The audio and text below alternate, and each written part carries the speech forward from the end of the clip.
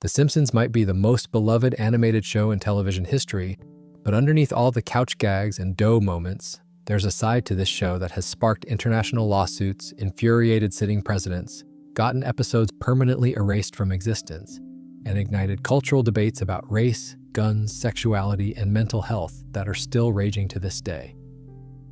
In this video, we're diving deep into the most controversial episodes and moments in Simpsons history. And keep watching, because we'll get to the one episode so controversial that Fox Network censors sent back a 3-page rejection letter saying the entire subject and content is unacceptable for air. That episode went on to win an Emmy. But before we get there, make sure to like this video because only a small percentage of people who watch our videos are actually subscribed. Now here's something wild that younger fans might not fully appreciate. The Simpsons didn't just become controversial over time, it was controversial from the very first season. We're talking about a show that debuted on December 17, 1989, with a Christmas special called Simpsons Roasting on an Open Fire, and within months had become the biggest cultural lightning rod in American television. The show's first season was the first Fox series ever to crack the top 30 most watched programs in the country. And the second season premiere, Bart Gets an F, pulled in approximately 33.6 million viewers, making it the highest rated program in Fox Network history at that point. It actually beat The Cosby Show in the ratings. Think about that for a second. An animated show about a dysfunctional yellow family was pulling bigger numbers than the biggest sitcom in America. And that's exactly why the backlash got so intense so fast. See? Bart Simpson became this overnight cultural icon, but not the kind that parents and politicians were comfortable with. Kids across America were wearing t-shirts that said, "Underachiever and proud of it," and "I'm Bart Simpson, who the hell are you?" Schools started banning Bart Simpson merchandise. Actual schools telling actual children they couldn't wear shirts with a cartoon character on them because he was considered a bad influence. Teachers and principals across the country decided that a 10-year-old animated troublemaker was a genuine threat to the moral development of American youth. And the backlash went all the way to the top. In 1990, First Lady Barbara Bush gave an interview to People magazine where she called The Simpsons the dumbest thing I've ever seen. Now, the show's writers had a sense of humor about this. They wrote a letter to Barbara Bush in character as Marge Simpson defending the family. And credit to Barbara Bush, she actually wrote back. But her response included this line that was pure backhanded politeness. She wrote, "I'm glad you spoke your mind. I foolishly didn't know you had one." That exchange between a cartoon character and the First Lady of the United States became national news. But the real shot came from President George H.W. Bush himself. In 1992, during a campaign speech, President Bush said that American families needed to be more like the Waltons and less like the Simpsons. A sitting president was using an animated comedy as a negative example of family values during a re-election campaign. The show's response was instant and perfect. They had Bart deliver the line, "Hey, we're just like the Waltons, we're praying for an end to the Depression too," which was both hilarious and a pointed political jab at Bush's handling of the 1992 recession. But they didn't stop there. The show went even further in season 7 with an episode called Two Bad Neighbors, where a fictionalized George H.W. Bush literally moves in across the street from The Simpsons after losing the election. The whole episode is dedicated to the feud, with Homer and Bush getting into an escalating prank war that ends with Bush spanking Bart. The writers took a real presidential feud and turned it into a 22-minute comedy special. What made the early 90s Simpsons panic so fascinating is how seriously adults took a cartoon. This wasn't South Park, which wouldn't premiere until 1997 and was designed to be provocative from the start. The Simpsons was a show on the fledgling Fox network that happened to feature a bratty kid who talked back to authority figures. That was enough to trigger a nationwide moral panic. Schools banned the merchandise, religious groups protested, conservative commentators wrote op-eds about the decline of the American family. And all of this was happening while the show was pulling 30 million viewers a week and winning Emmy Awards. But here's the thing that makes this controversy so important to understanding everything that came after. The Simpsons survived. It didn't just survive, it thrived under the pressure. The show learned very early on that controversy was fuel, not poison. Every time someone complained, more people tuned in. Every time a politician tried to use the show as a punching bag, the writers punched back harder and funnier. That mentality, that willingness to lean into the controversy instead of running from it, would define the next 3 decades of the show. And it would lead to some genuinely unprecedented moments in television history. The White House thought Bart Simpson was corrupting America's youth. But the show's next major controversy would come not from politicians, but from a pop star whose own legacy would become far darker than anything Springfield could ever dream up. If you grew up watching The Simpsons, there's a good chance you remember the Season 3 premiere. It aired on September 19th, 1991, and it was called Stark Raving Dad. And for almost 28 years, it was just another beloved episode in the show's incredible run. But today, Stark Raving Dad holds a distinction that no other Simpsons episode shares. It is the only episode in the show's entire history that has been completely erased from existence. Let me tell you what actually happens in this episode, because if you haven't seen it, you literally cannot watch it through any official channel anymore. The story starts with something incredibly relatable. Homer's regular white work shirt turns pink in the wash because Bart's red hat got mixed in with the laundry. He wears the pink shirt to the nuclear power plant, and Mr. Burns sees him and assumes he's some kind of free-thinking anarchist. Burns orders Homer to be psychologically evaluated. But instead of filling out the take-home test himself, Homer carelessly lets Bart fill it out. Bart just checks every single box without reading the questions, and the doctors interpret the results as Homer being genuinely insane, so Homer gets committed to a mental institution. Inside the institution, Homer meets his roommate, a large, bald white man who introduces himself as Michael Jackson. Not a man who looks like Michael Jackson or sounds kind of like Michael Jackson. This guy genuinely believes he is Michael Jackson. He speaks in Michael Jackson's soft voice. He talks about his music. He acts like the real deal. And Homer, being Homer, has literally never heard of Michael Jackson before, so he just takes the guy at his word and the two become instant friends. Here's where the behind-the-scenes story gets interesting. The voice coming out of that character's mouth actually was Michael Jackson. The real Michael Jackson approached the show's creators and asked to be on the episode. He was a genuine fan of The Simpsons, but he was credited under the fake name John J. Smith because his recording contract with his label wouldn't allow him to perform on another label's production. So Jackson provided the speaking voice for the character, but the singing in the episode was actually performed by a sound-alike named Kip Lennon. The emotional core of the episode centers on Lisa's birthday. Everyone in the family has forgotten about it because of the chaos with Homer being institutionalized. Lisa is devastated. She writes a letter to Bart saying she's disowning him as a brother. When Homer's roommate Leon, the guy who thinks he's Michael Jackson, hears about this, he convinces Bart to write Lisa a song to make it up to her. The two of them stay up all night composing a ballad called Happy Birthday, Lisa. The next morning, they perform it for her, and it's one of the most genuinely emotional moments in early Simpsons history. Then comes the twist. After the song, Leon drops the Michael Jackson persona entirely. He starts speaking with a normal voice and tells everyone his real name is Leon Kompowski, and he's actually a bricklayer from Paterson, New Jersey. He explains that he was an angry and unhappy man until he started talking like Michael Jackson and saw how it made everyone around him happy. That happiness was contagious, so he just kept doing it.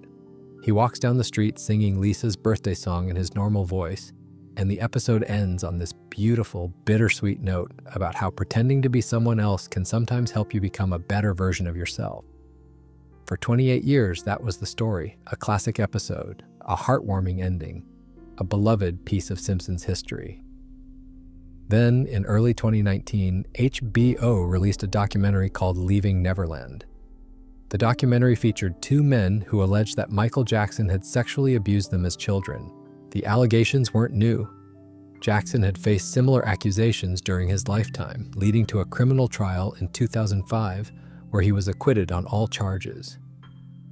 But the Leaving Neverland documentary reignited the conversation with graphic, detailed testimony that shocked audiences worldwide.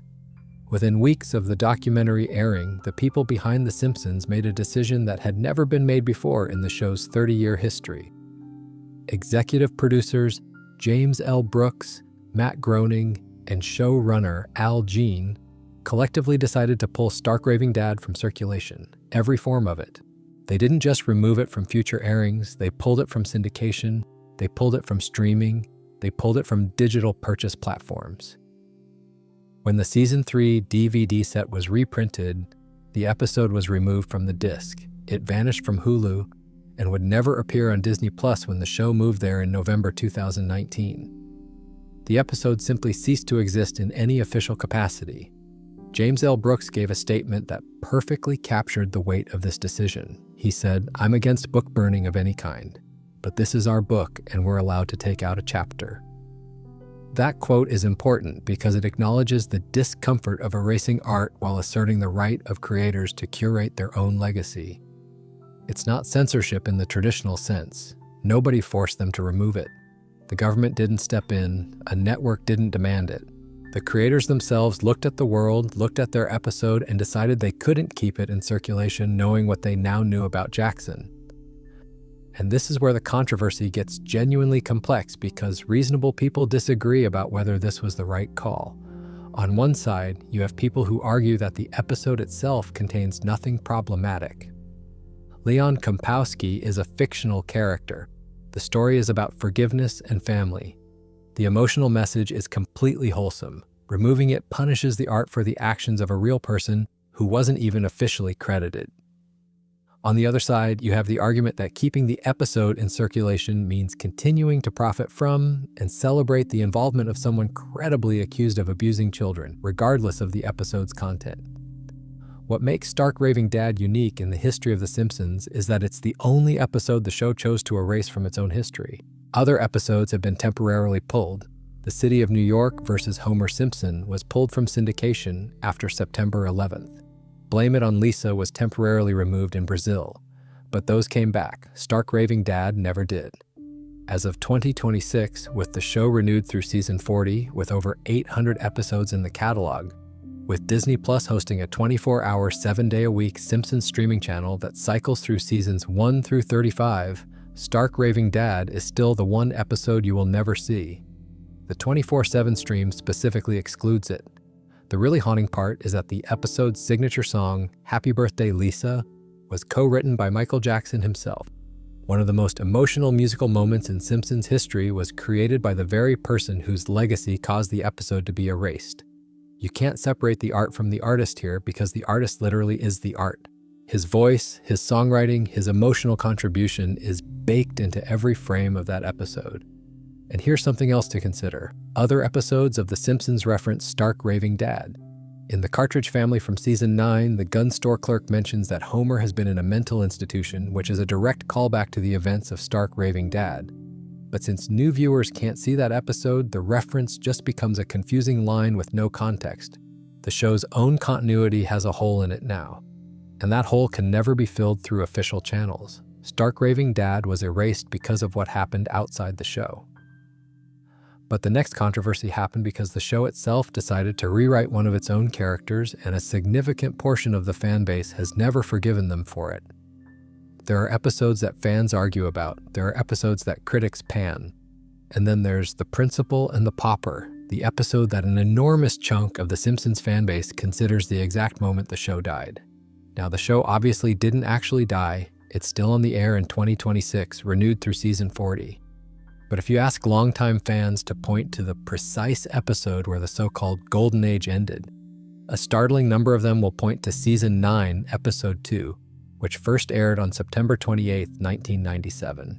Here's what happens. Springfield Elementary is celebrating Principal Skinner's 20th anniversary as school principal. There's a big ceremony, everyone's being nice to him for once, and then a stranger walks in and drops a bomb on the entire town.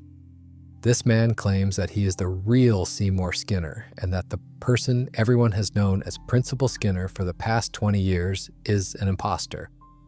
And he's telling the truth. The man we've known as Seymour Skinner since the very first episode of the show confesses that his real name is Armin Tamzarian. He was a street punk who got drafted into the Vietnam War, where he served under the real Seymour Skinner.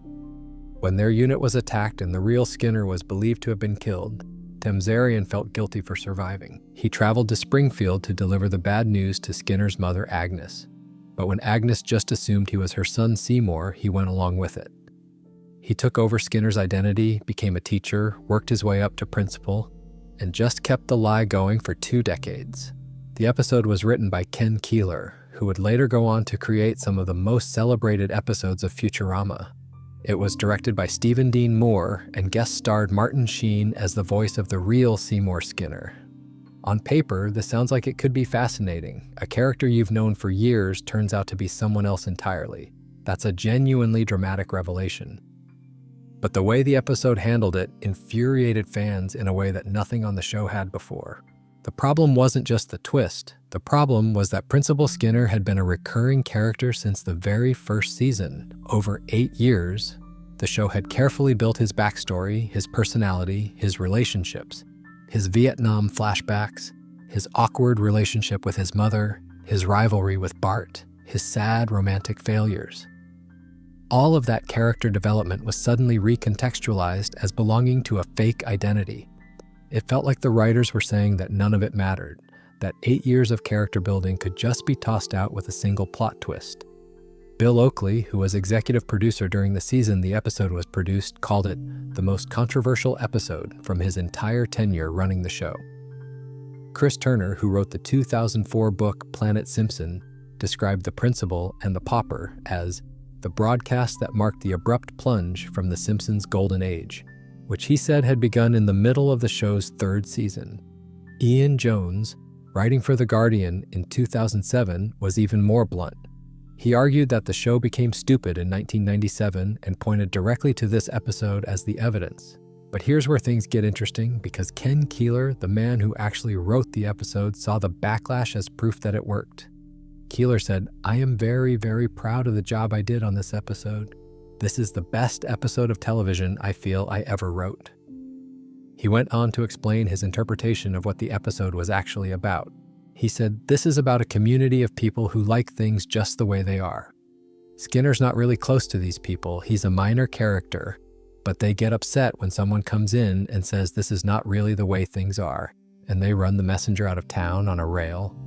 When the episode aired, lo and behold, a community of people who like things just the way they are got mad. Think about that for a second. Keeler is arguing that the backlash to his episode about a community that can't handle change was itself proof that communities can't handle change. The fans who hated the episode were, in his view, acting exactly like the citizens of Springfield. They wanted things to stay the same. And when a writer dared to shake things up, they rejected it violently. Whether you agree with that interpretation or think it's just a clever way to deflect criticism, you have to admit it's a fascinating piece of meta-commentary about the relationship between a show and its audience. The episode ends with the town collectively deciding to pretend none of it happened. Judge Snyder issues a decree that Armin Tamzarian will continue to be known as Seymour Skinner, that he'll keep his job as principal, and that no one will ever speak of this again under penalty of torture. The real Seymour Skinner gets literally run out of town on a rail tied to a chair on a freight train, and the show moved on. Armin Tamzarian was never mentioned again. The status quo was restored as if nothing had happened, but the damage in the eyes of the fan base was done.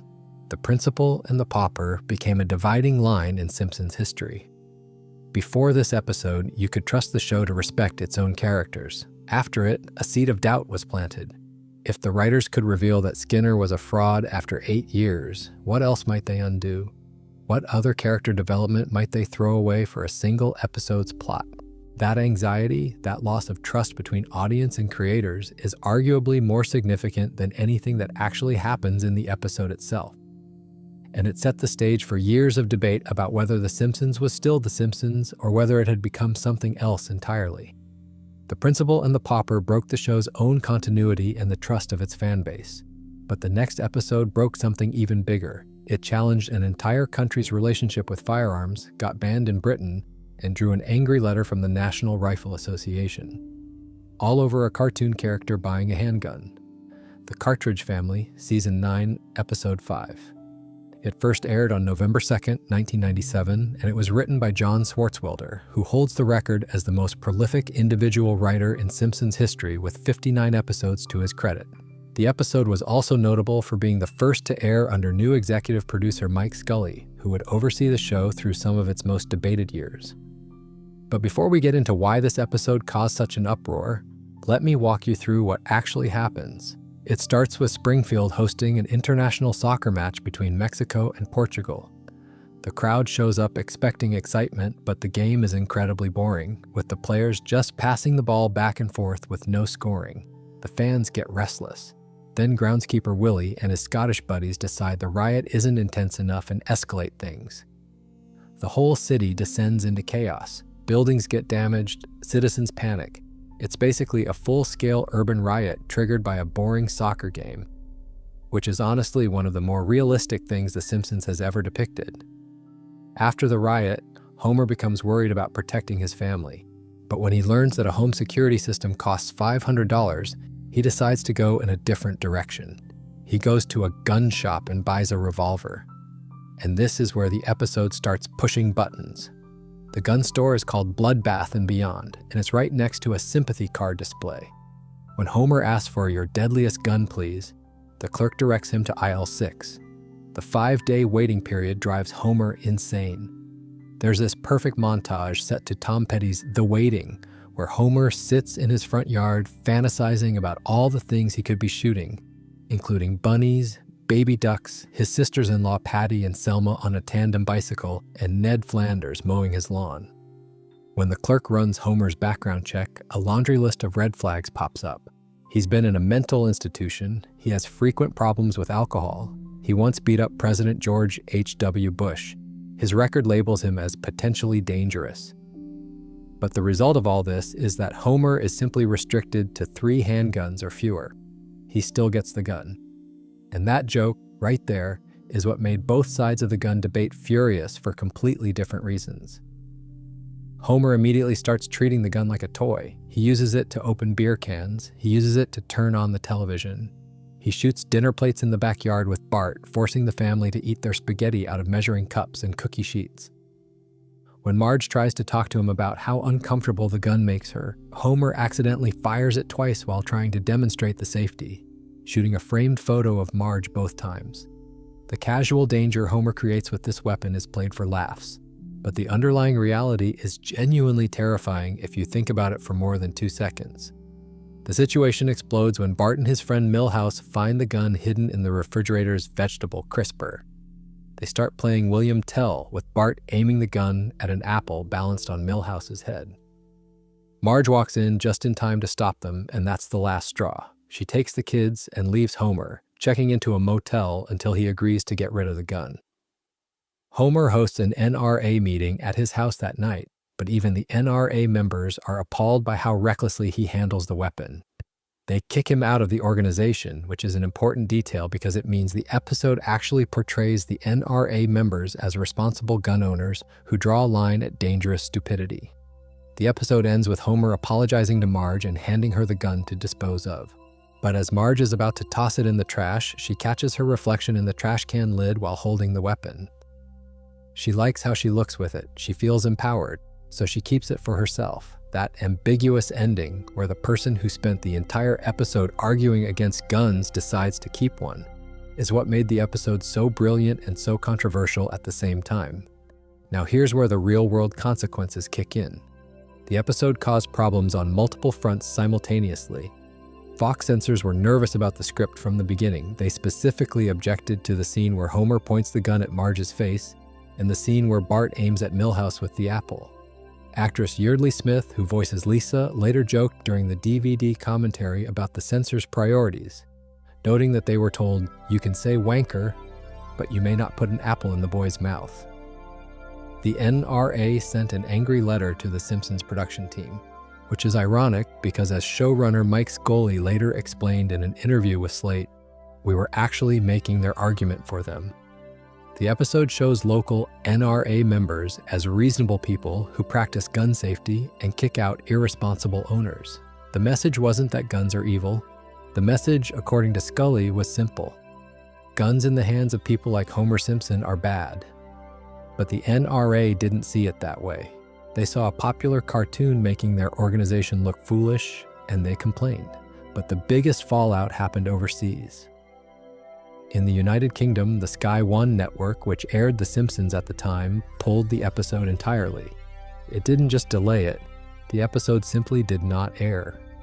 British fans could only see it by purchasing a special VHS release titled The Simpsons Too Hot for TV, which bundled it with other episodes deemed too controversial for broadcast.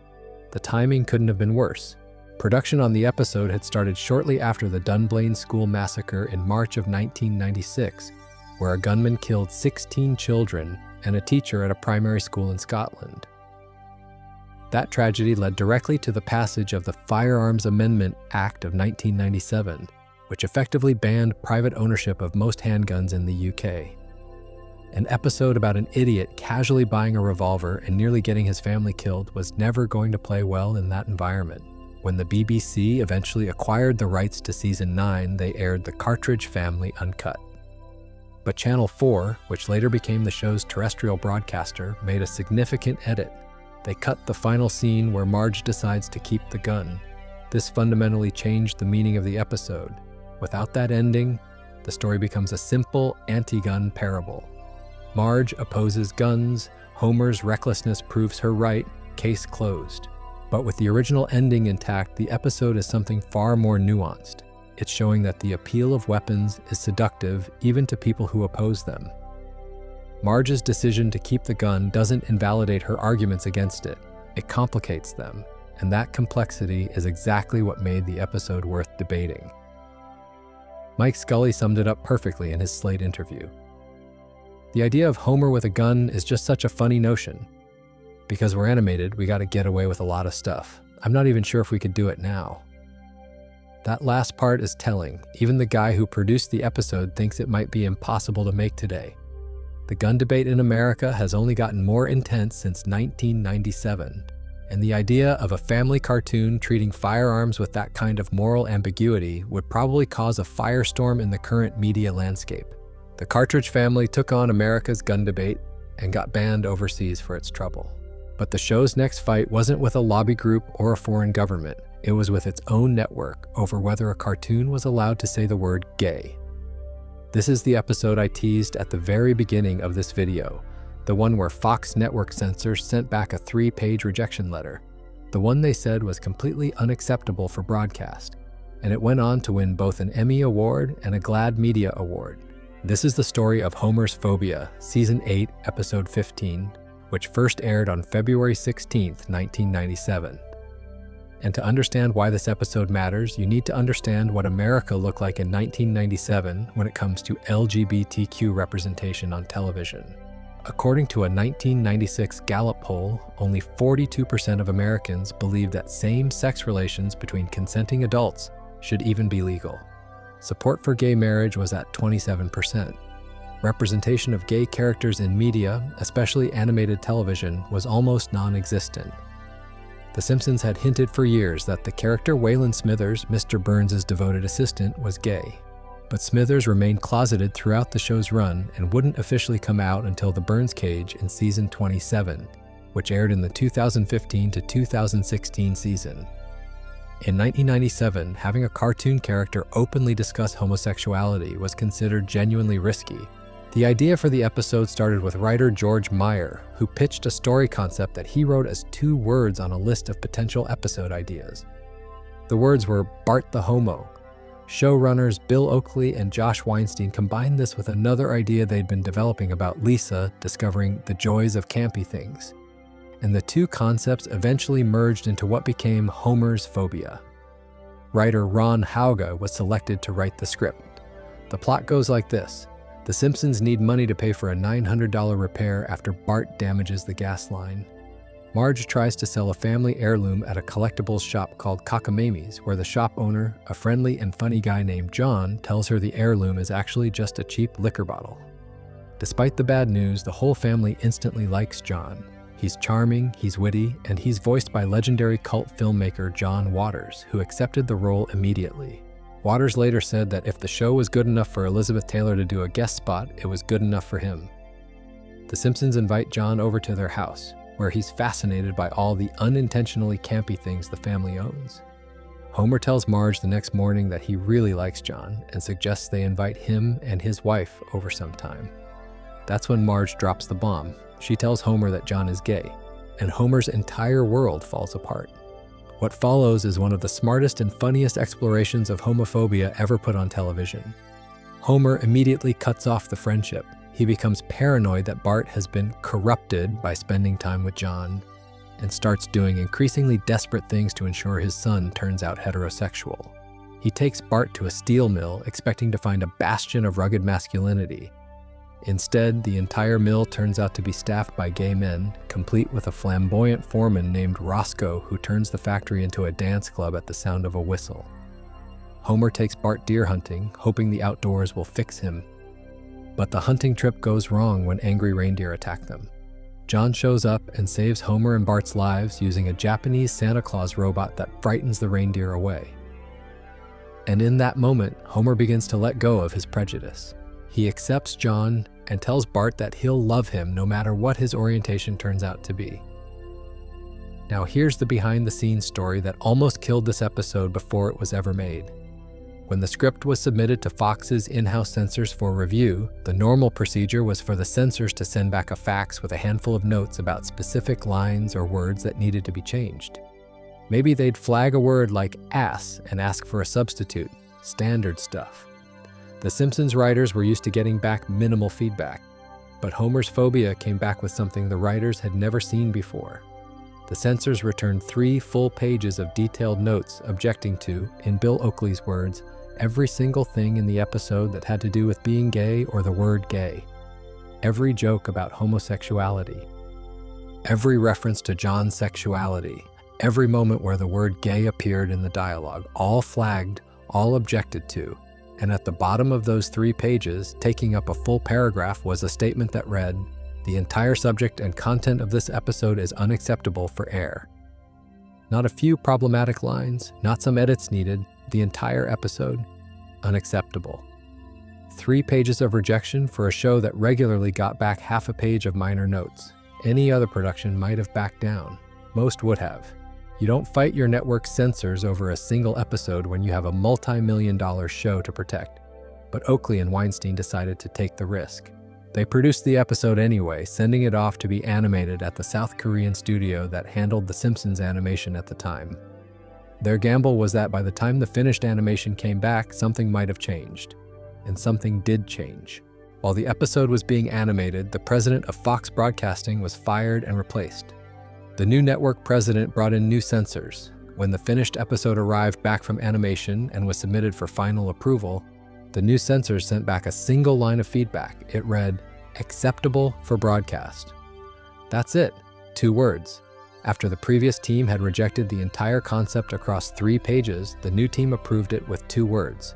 Homer's Phobia aired on February 16, 1997, entirely because a network executive happened to lose his job at exactly the right moment. The writers did make one change based on outside feedback. They asked John Waters himself whether he thought the gay community would find the episode offensive. Waters had only one concern. In the original script, Homer uses the word fag to insult John. Waters thought that was too harsh, so the writers changed it to queer. Everything else stayed as written. The episode was a massive success. It was the 4th highest-rated show on Fox that week. It won the Emmy Award for Outstanding Animated Program in 1997. Mike B. Anderson won the Annie Award for Best Individual Achievement in Directing.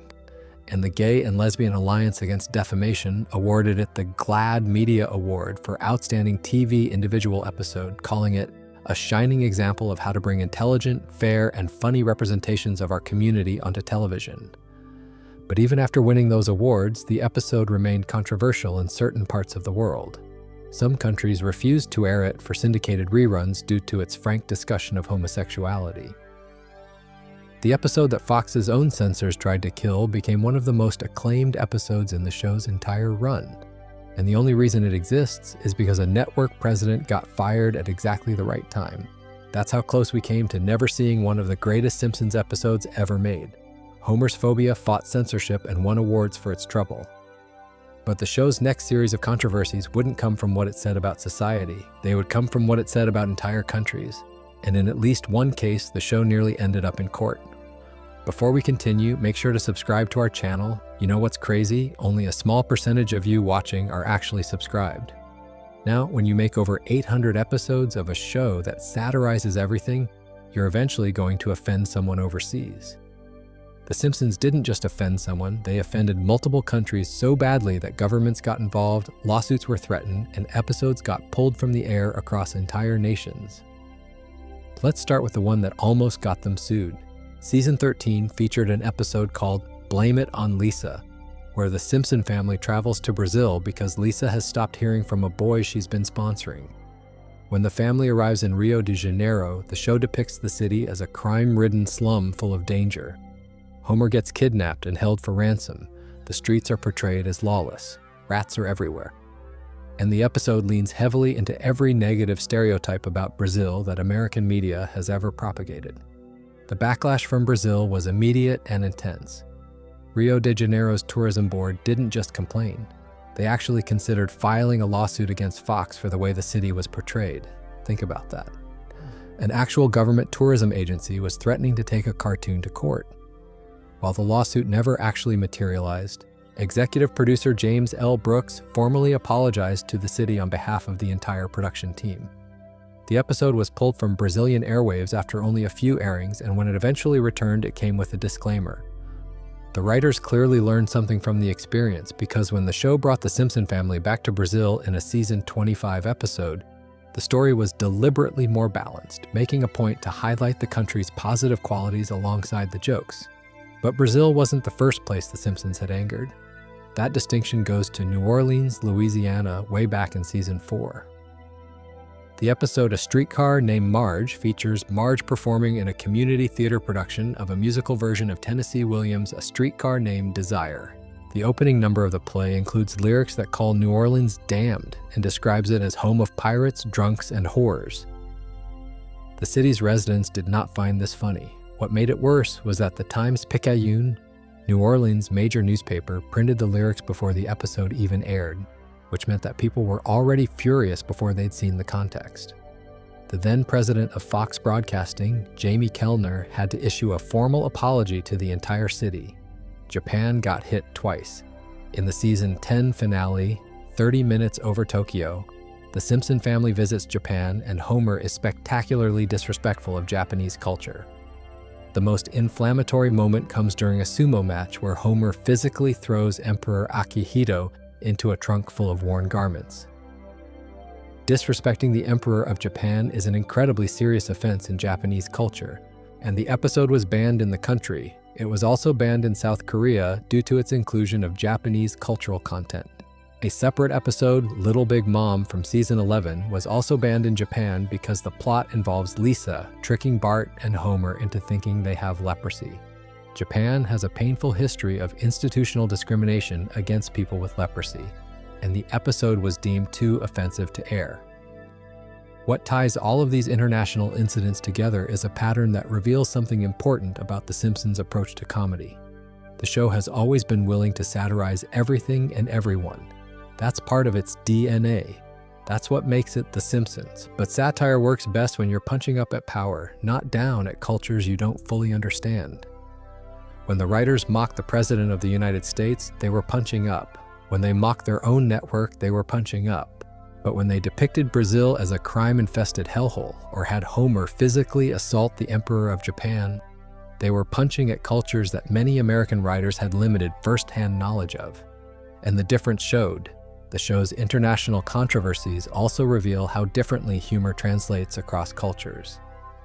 A joke about New Orleans being full of pirates might get a chuckle from an American audience that understands its exaggeration. But for the actual residents of New Orleans, who deal with real stereotypes about their city every day, that same joke feels like a national TV show confirming every negative thing people already believe about their home. Context matters, and context doesn't always travel across borders. These international incidents weren't about a single episode or a single joke. They were about the fundamental tension between The Simpsons' commitment to fearless satire and the reality that words have different weight depending on who's hearing them. The show has gotten better about this over the years, partly because of the backlash from episodes like Blame It on Lisa. But the scars from those early controversies are still visible in the show's international reputation. In some countries, The Simpsons isn't the beloved comedy institution that it is in America. It's the show that mocked their culture on primetime television and then had to apologize for it. The show offended entire countries with its depictions of foreign cultures. But its most painful and personal controversy would hit much closer to home. A debate about whether one of its most beloved characters was actually a racist stereotype that had been causing harm for 30 years. For 3 decades, Apu Nahasapima Petalon was one of the most recognizable characters on The Simpsons. The Indian immigrant who ran the Quickie Mart, worked 18-hour shifts, had octuplets with his wife Manjula, and delivered some of the show's most beloved catchphrases, including, "Thank you, come again." Apu appeared in hundreds of episodes. He had his own spotlight storylines. He was featured on merchandise. For millions of American viewers, Apu was essentially the only representation of an Indian person they saw on television during the 1990s and early 2000s.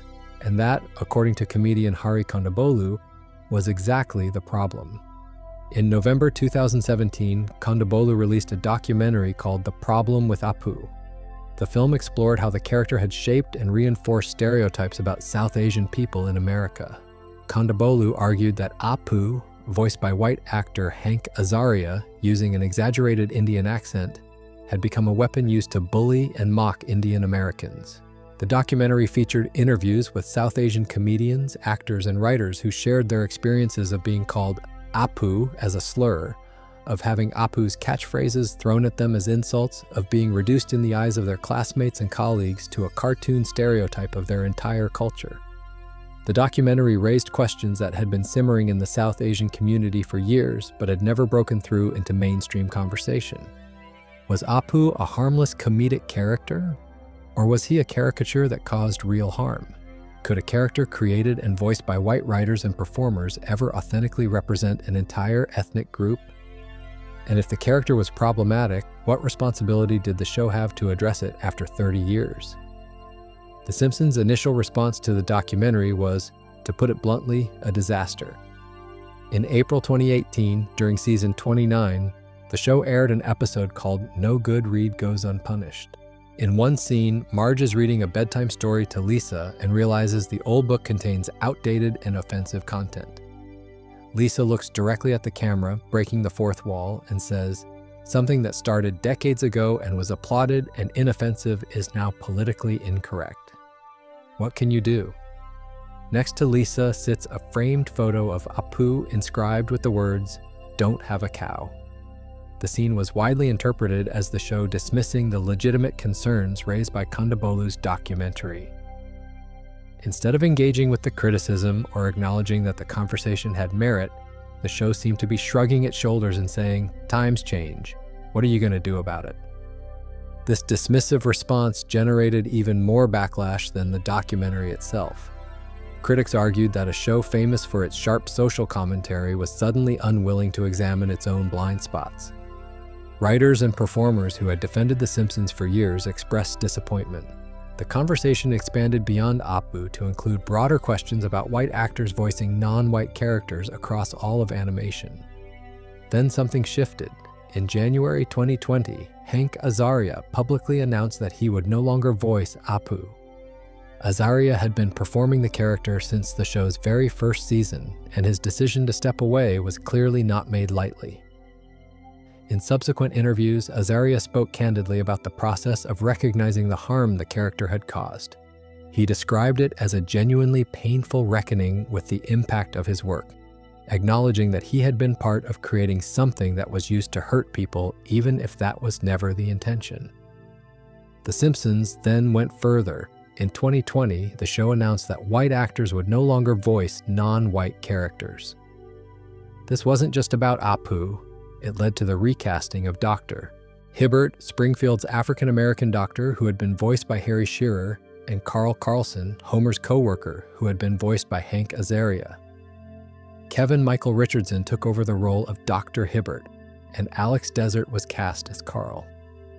These changes were permanent, affecting every episode going forward. As for Apu himself, the character was largely phased out of the show. He wasn't formally written off with a dramatic exit or a farewell episode. He just stopped appearing. The Quickie Mart still exists in the show's universe, but the guy behind the counter who defined it for 3 decades quietly faded into the background. Some fans saw this as a satisfying resolution. Others saw it as a cop-out, arguing that the show should have found a way to evolve the character with a new voice actor rather than simply erasing him. The Apu controversy is unique among Simpsons controversies because it wasn't about a single episode. It was about a character's entire 30-year existence. It forced the show to confront questions about representation, about the power of comedy to shape perceptions, and about the responsibility creators bear when their art becomes the only exposure millions of people have to an entire culture. And the show's response evolved over time, from dismissal to defensiveness to genuine change. That arc, from resistance to acceptance, mirrors the broader cultural conversation about representation in media that defined the late 2000s. The Simpsons didn't lead that conversation, but because of Apu's ubiquity, it couldn't avoid being at the center of it.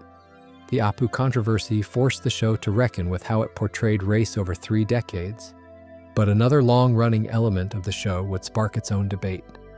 One about whether cartoon violence aimed at a child was still funny after 35 years. Since the very first season of The Simpsons, there has been a recurring gag where Homer, in a moment of frustration, grabs Bart by the throat and strangles him.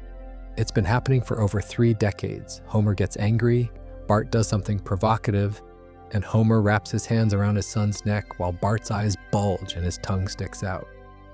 The gag has appeared in countless episodes, becoming as iconic and recognizable as Homer's "Dough" or Bart's "Eat My Shorts."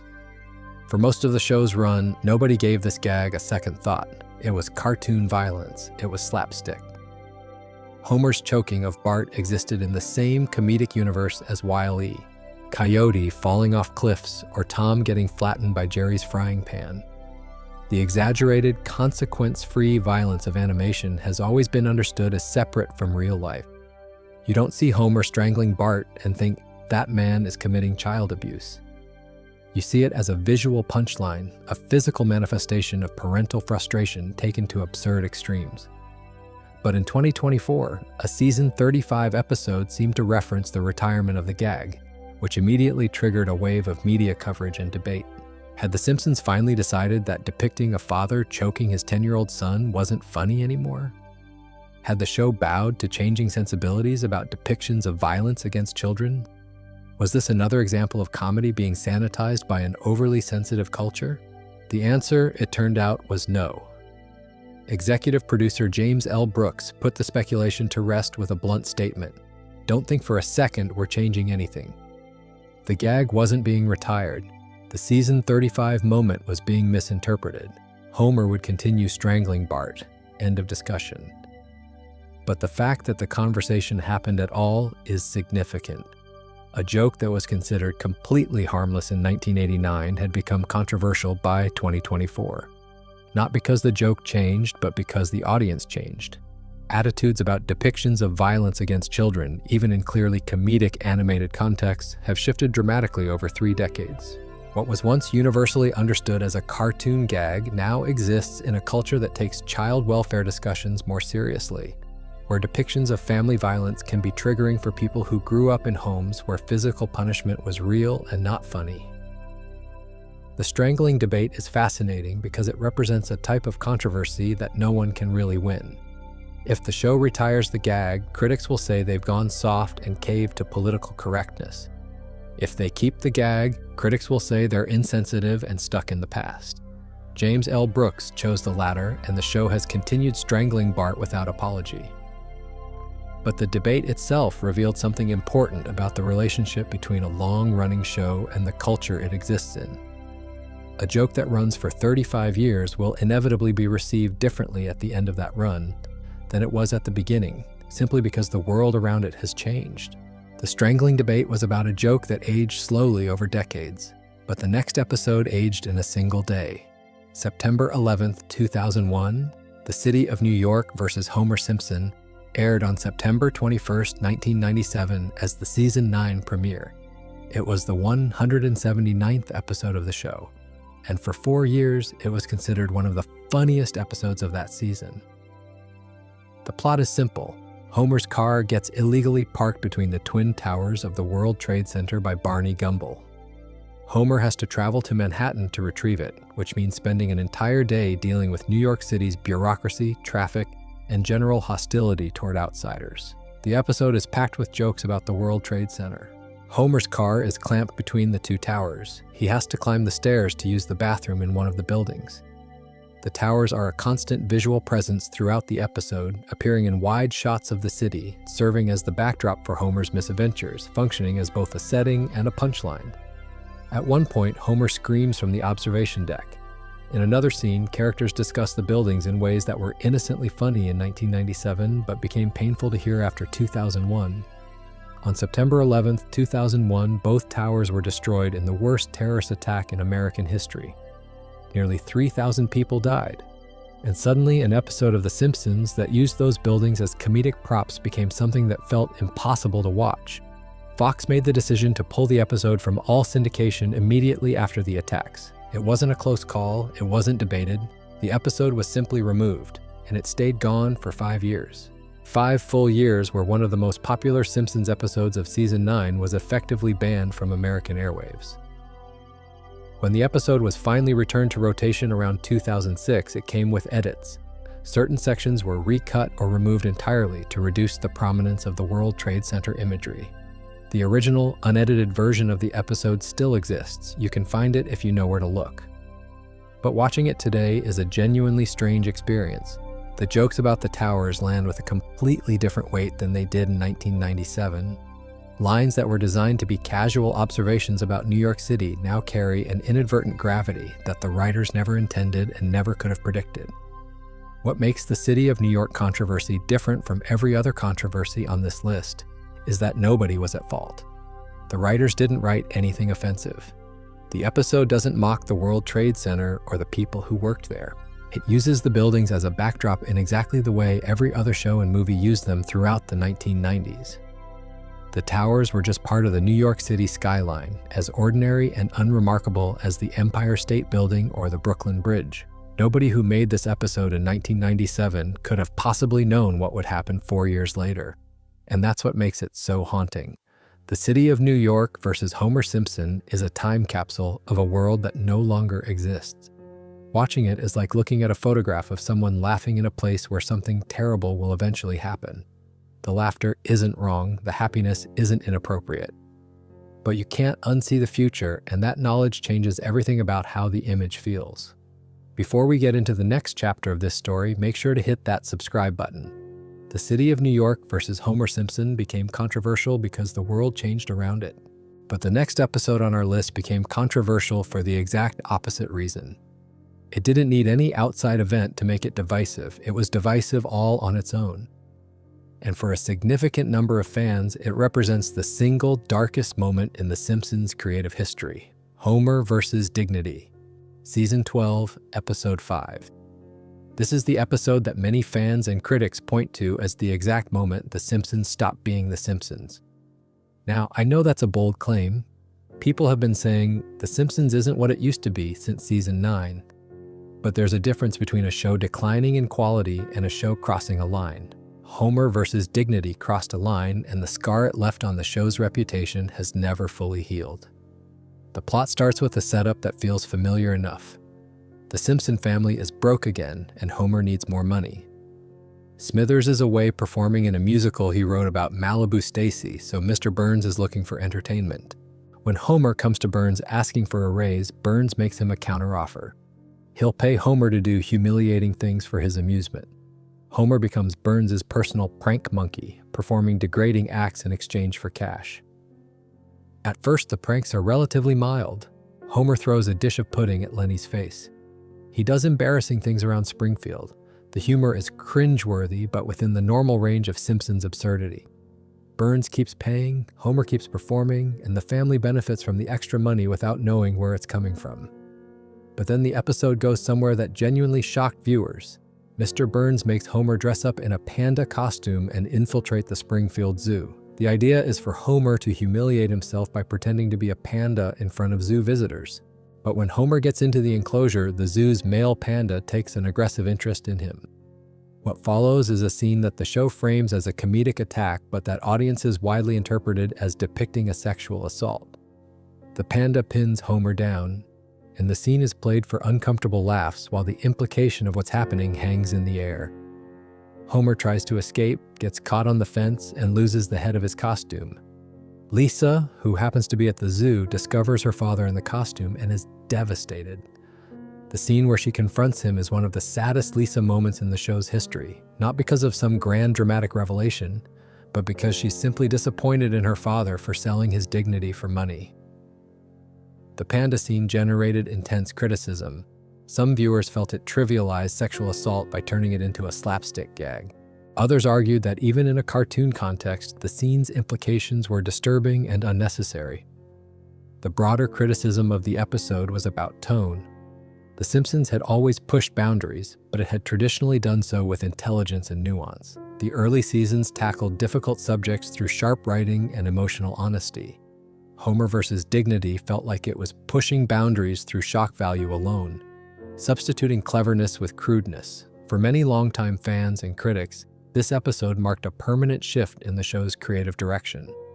The argument wasn't that the show had a bad episode. Every show has bad episodes. The argument was that Homer versus Dignity revealed a new creative philosophy, one that prioritized gross-out humor and shock value over the character-driven comedy and social satire that had defined the show's golden years. Whether that's fair or not depends on your perspective, but the sheer volume of people who point to this specific episode as a turning point makes it impossible to ignore. Homer versus Dignity degraded its main character for shock value and left a permanent stain on the show's reputation. But the worst-rated episode in the show's entire history didn't arrive until 11 years later, and it degraded the entire show in a different way by letting a pop star take over. Lisa Goes Gaga, Season 23, Episode 22, aired May 20th, 2012. And if you check its IMDb rating, you'll find a number that should be impossible for a show of The Simpsons' stature. The episode sits at roughly 3.9 to 4.5 out of 10, making it the lowest-rated episode in the entire series. Out of over 800 episodes spanning more than 3 decades, this is the one that the audience collectively agreed was the absolute worst. The plot, if you can call it that, goes like this. Lisa is voted Springfield Elementary's least popular student, which hits her self-esteem hard. She creates an anonymous online persona called Truth Teller to defend herself. But when it's revealed that Truth Teller is Lisa herself, the humiliation gets even worse. Enter Lady Gaga, who is psychically drawn to Springfield to help Lisa feel better about herself. Lady Gaga arrives in a spectacular train, performs elaborate musical numbers, and generally dominates every scene she's in. And that's the problem. The episode is essentially a 22-minute commercial for Lady Gaga. The pop star doesn't play a character or inhabit the world of Springfield the way other celebrity guests have. She plays herself, and she's depicted as a quasi-mystical figure with supernatural empathy powers who swoops in to save a cartoon character from low self-esteem. The Simpsons writers, who had spent decades integrating guest stars into stories that served the show's characters and themes, apparently threw all of that away for an episode that served as a promotional vehicle for a real-world celebrity.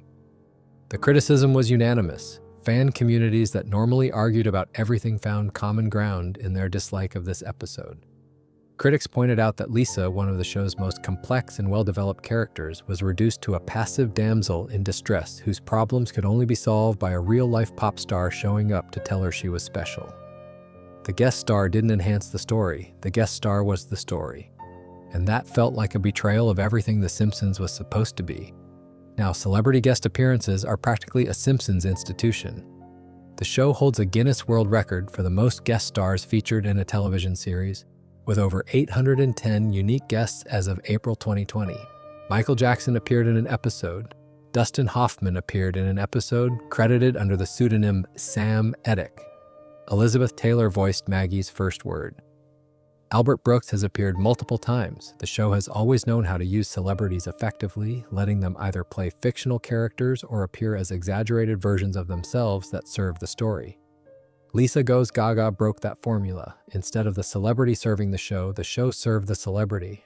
And the audience could feel the difference immediately. When your lowest rated episode out of more than 800 is the one where you gave a pop star the keys to Springfield, the lesson is pretty clear. The Simpsons works when it's about The Simpsons. The second it becomes about someone else, the magic disappears. Lisa Goes Gaga was controversial for being the worst episode in the show's history. But the next controversy came from an episode that was actually well-intentioned, an episode that tried to take a stand on one of the most divisive social issues in America and got attacked for it from every possible direction. There's Something About Marrying. This episode aired in 2005 during season 16, and it walked directly into the middle of one of the most heated cultural debates of the early 2000s: same-sex marriage. The setup is this: Springfield decides to legalize same-sex marriage as a way to boost tourism. When no licensed officiants want to perform the ceremonies, Homer sees a financial opportunity and gets himself ordained online so he can charge couples for wedding services. The episode features multiple same-sex couples getting married, and it builds toward a significant character reveal. Marge's sister Patty, who had been a recurring character since the first season, comes out as a lesbian. Now, by 2005 standards, this was a big deal. Same-sex marriage was far from settled law. It wouldn't become legal nationwide until the Supreme Court's Obergefell versus Hodges decision in 2015, a full decade after this episode aired. In 2005, the topic was explosive. Individual states were battling over marriage amendments. Politicians on both sides were using the issue as a campaign wedge. And here was The Simpsons, a show watched by millions of families, including children, depicting same-sex weddings on primetime television. The backlash from conservative groups was immediate. L. Brent Bozell III, the president of the Parents Television Council, publicly criticized the episode, saying, "You've got a show watched by millions of children. Do children need to have gay marriage thrust in their faces as an issue? Why can't we just entertain them?" The PTC had been targeting The Simpsons and other Fox programs for years, but this episode gave them particularly potent ammunition. But the criticism didn't only come from conservatives. Some members of the LGBTQ community also had issues with the episode. They felt that Patty's coming out story was handled too casually, used more as a plot device than as a genuine exploration of what it means to come out later in life. Others noted that the episode's treatment of same-sex marriage, while broadly supportive, relied heavily on jokes that played into stereotypes rather than challenging them. The episode occupies this uncomfortable middle ground where it was too progressive for conservative viewers and not progressive enough for liberal ones. It tried to say something meaningful about a divisive issue and ended up getting shot at from both sides. That's the paradox of trying to address charged social topics in a comedy format. You can support the right cause and still fumble the execution. What's interesting is that this wasn't The Simpsons' first foray into LGBTQ themes. Homer's Phobia had tackled homophobia 8 years earlier and won a GLAAD award for it. But There's Something About Marrying dealt with a more specific and politically charged topic. Homer's Phobia was about one man's prejudice and his journey toward acceptance. There's Something About Marrying was about an institution, about whether gay people should have the legal right to marry. And in 2005, that question was far more divisive than the general concept of tolerance that Homer's Phobia addressed. The episode also revealed something about The Simpsons' relationship with social commentary. The show's greatest social episodes work because they use the familiar characters as lenses through which to examine complex issues. Homer's Phobia worked because it was fundamentally about Homer, his fears, his growth. There's Something About Marrying struggled because it was trying to make a statement about a political issue first and tell a story about its characters second. The marriage debate overshadowed the character work, and the result was an episode that felt more like a position paper than a Simpsons episode. Patty's coming out was a genuine milestone for the show, and the fact that they tackled same-sex marriage at all in 2005 showed courage. But the execution left enough people unsatisfied that the episode ended up being remembered more for the controversy it generated than for any emotional impact it delivered. From same-sex marriage to racial stereotypes, from banned episodes to erased history, The Simpsons has spent over 3 decades walking a razor's edge between brilliant satire and genuine harm. But some of the show's most controversial moments came not from the episodes themselves, but from the people who made them. And one of the boldest creative decisions in the show's history happened when they handed their opening sequence to a street artist who used it to attack the show itself. In 2010, the season 22 episode Money Bart opened with something The Simpsons had never done before, and arguably hasn't done since. They handed their iconic couch gag sequence over to someone who used it as a weapon against the show itself. The artist was Banksy, the anonymous British street artist whose work has sold for tens of millions of dollars, while simultaneously critiquing the very institutions that buy it. Banksy didn't just make a cute opening for The Simpsons, he created a nightmarish sequence depicting the conditions under which the show is allegedly produced. The couch gag shows a dark, dystopian factory in what appears to be an East Asian country where exhausted, underpaid workers animate The Simpsons by hand in dangerous conditions. Workers dip Bart Simpson merchandise into toxic chemicals. Kittens are fed into machines to stuff Bart dolls. A miserable unicorn punches holes in DVDs with its horn. The entire sequence is relentlessly bleak, transforming the usually cheerful couch gag into a commentary on the exploitation behind the entertainment product millions of people consume every week. And here's the thing that made it so controversial. The Simpsons animation is actually outsourced to a studio in South Korea.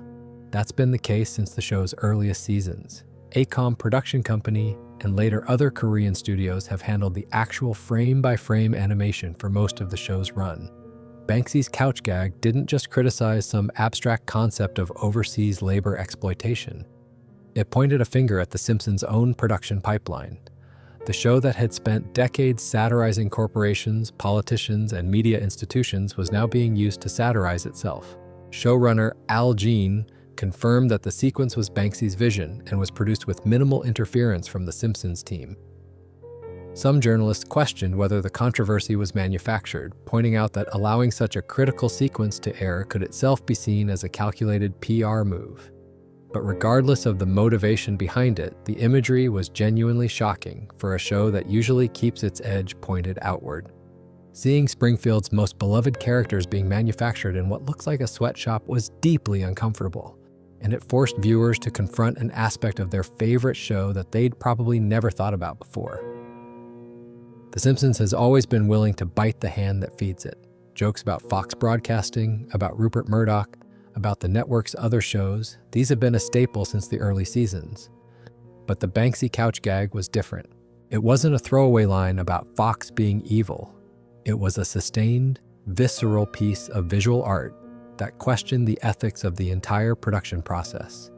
And the fact that the show let it happen, that they gave Banksy the platform and the creative freedom to attack them on their own show, is either an act of extraordinary artistic integrity or an incredibly savvy piece of self-promotion. Maybe it's both.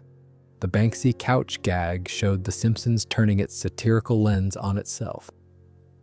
But some of the show's most controversial episodes came from a different kind of self-examination. Not the show critiquing its own production, but the show taking on political topics that put it directly in the crosshairs of American cultural warfare. Let's go back to the very beginning for a moment. Back to the show's first season, an era that most fans consider untouchable, because even in the earliest days, the show made choices that sparked controversy. The very first season gave us an episode that tackled adultery, gender dynamics, and the sanctity of marriage in a way that divided the audience right down the middle. Life on the Fast Lane, which actually aired during season 1 in 1990, is one of the earliest examples of The Simpsons pushing into uncomfortable territory. For her birthday, Homer characteristically buys Marge a gift that's really for himself, a bowling ball with his name engraved on it. Marge, out of spite, decides she's going to learn how to bowl.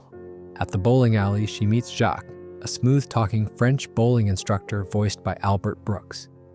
Jacques flirts with Marge. Marge flirts back. And over the course of the episode, Marge comes dangerously close to having an affair. Now, by modern television standards, a married character being tempted by another person barely raises an eyebrow. But in 1990, The Simpsons was still establishing itself as a family show. The idea that Marge, the moral center of the family, would consider cheating on Homer was genuinely shocking to audiences. The show handled it with remarkable nuance for a first-season episode. Jacques and Marge share genuine chemistry.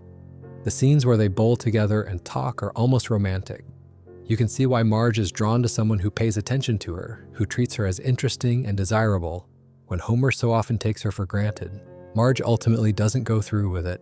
She drives to the power plant instead of to Jacques' apartment and runs into Homer's arms. The crisis is averted.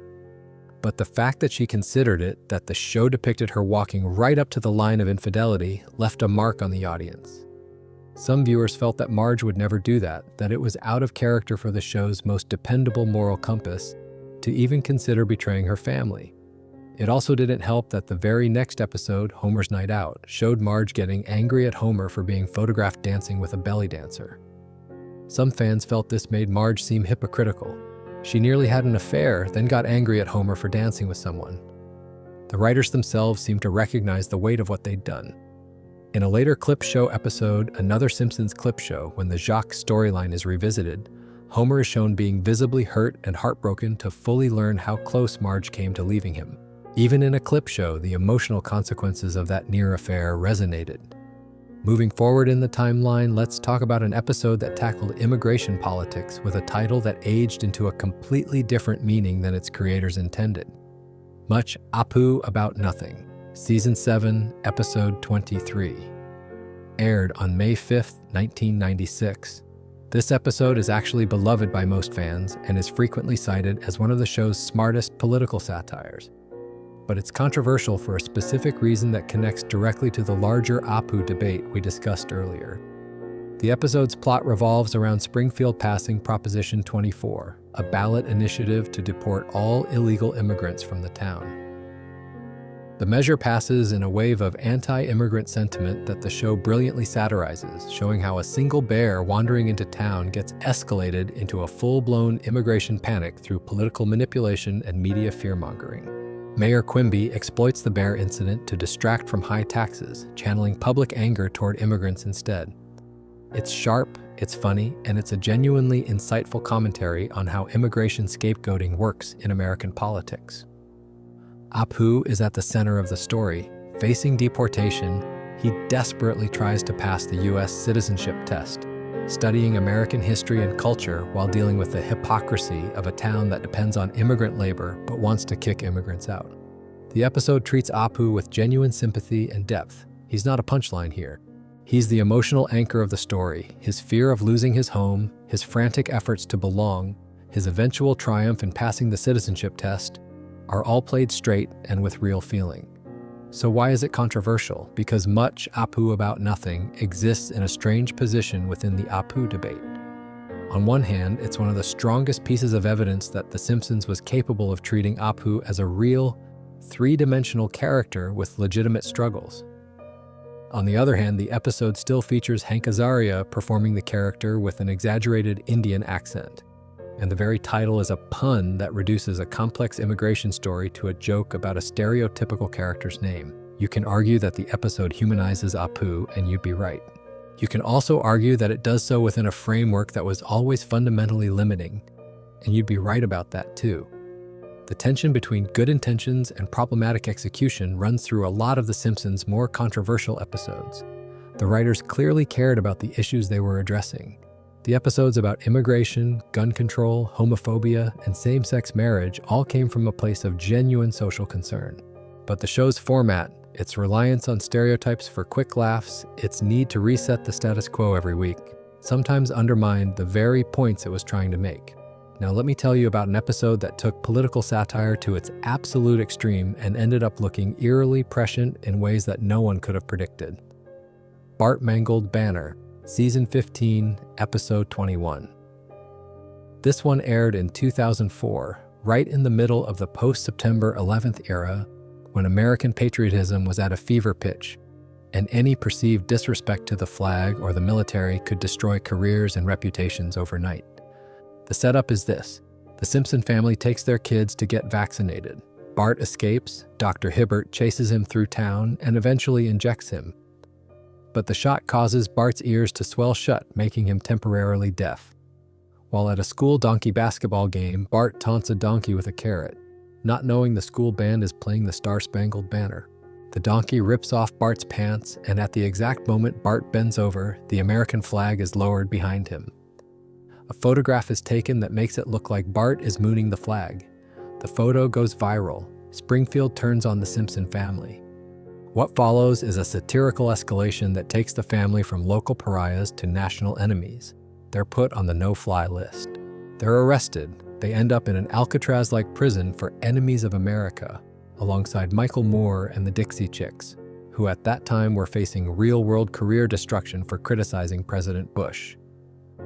The episode keeps escalating until the satire reaches truly absurd heights, with the entire concept of patriotic outrage being pushed to its logical extreme. The episode was controversial because in 2004, the wounds from September 11th were still fresh, and many Americans felt that any satire of patriotism was in poor taste. The show was accused of being unpatriotic.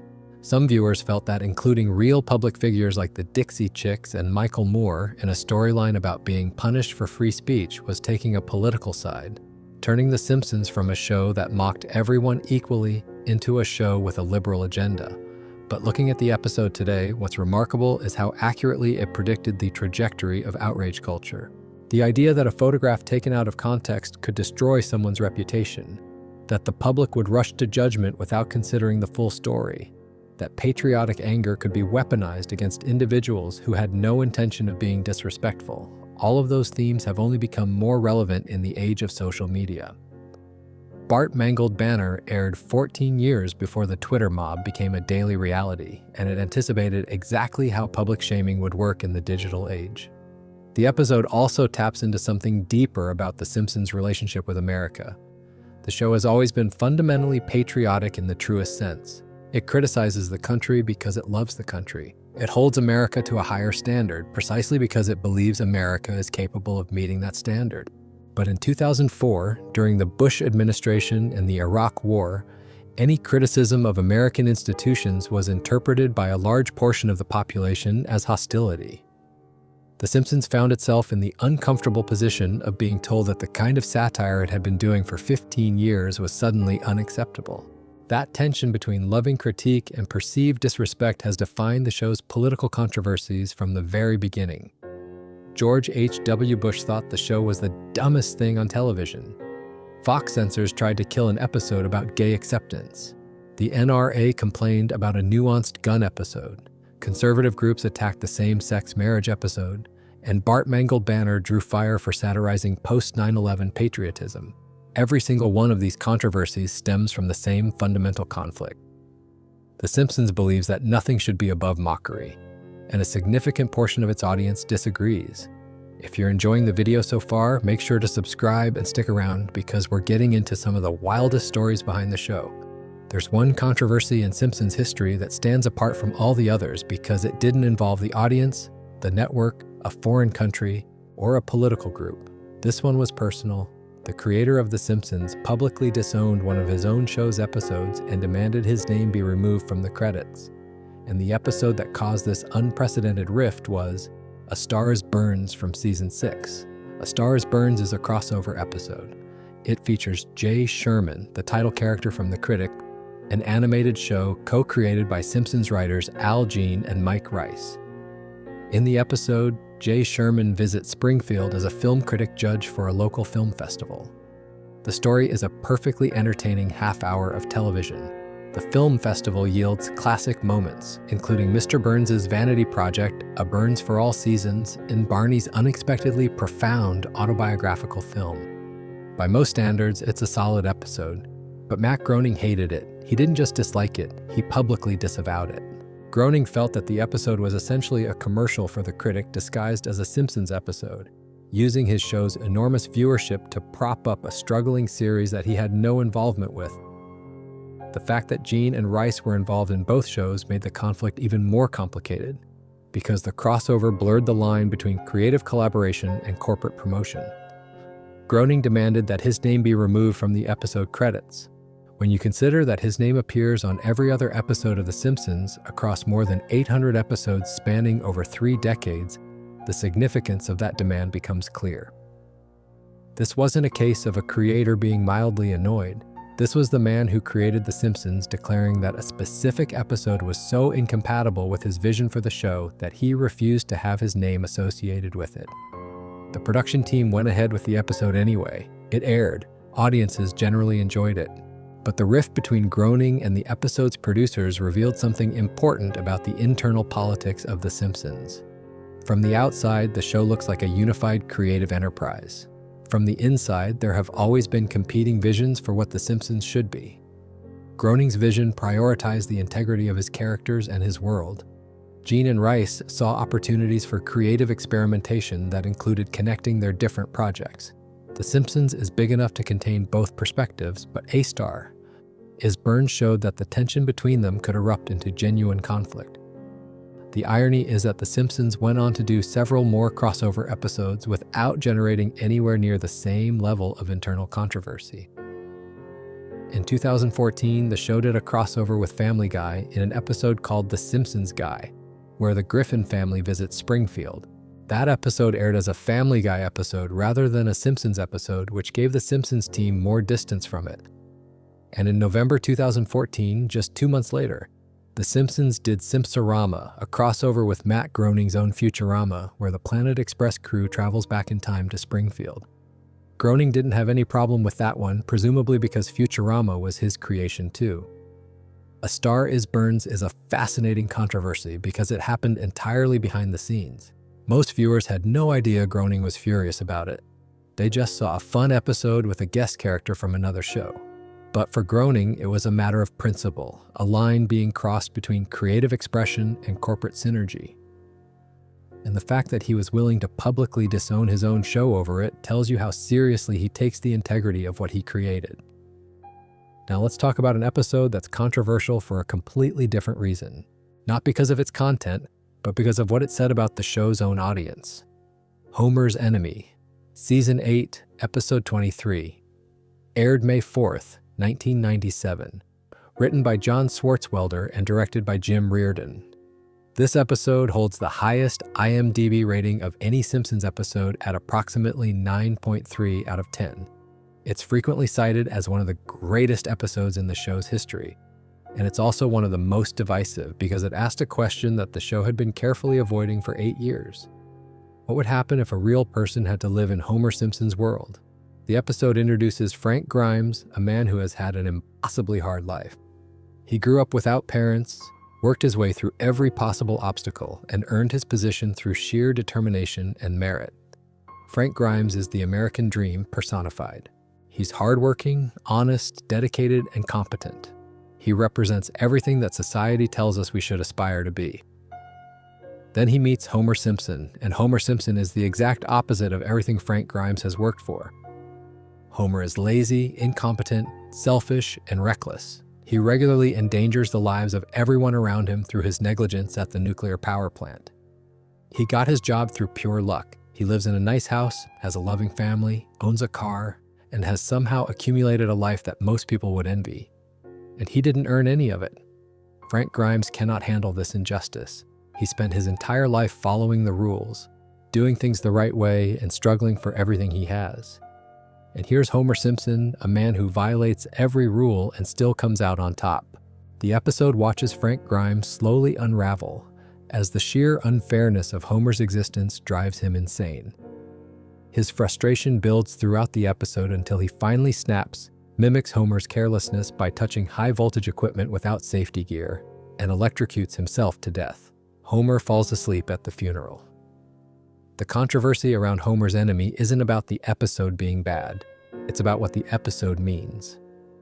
Some fans and critics interpreted it as a mean-spirited attack on the audience.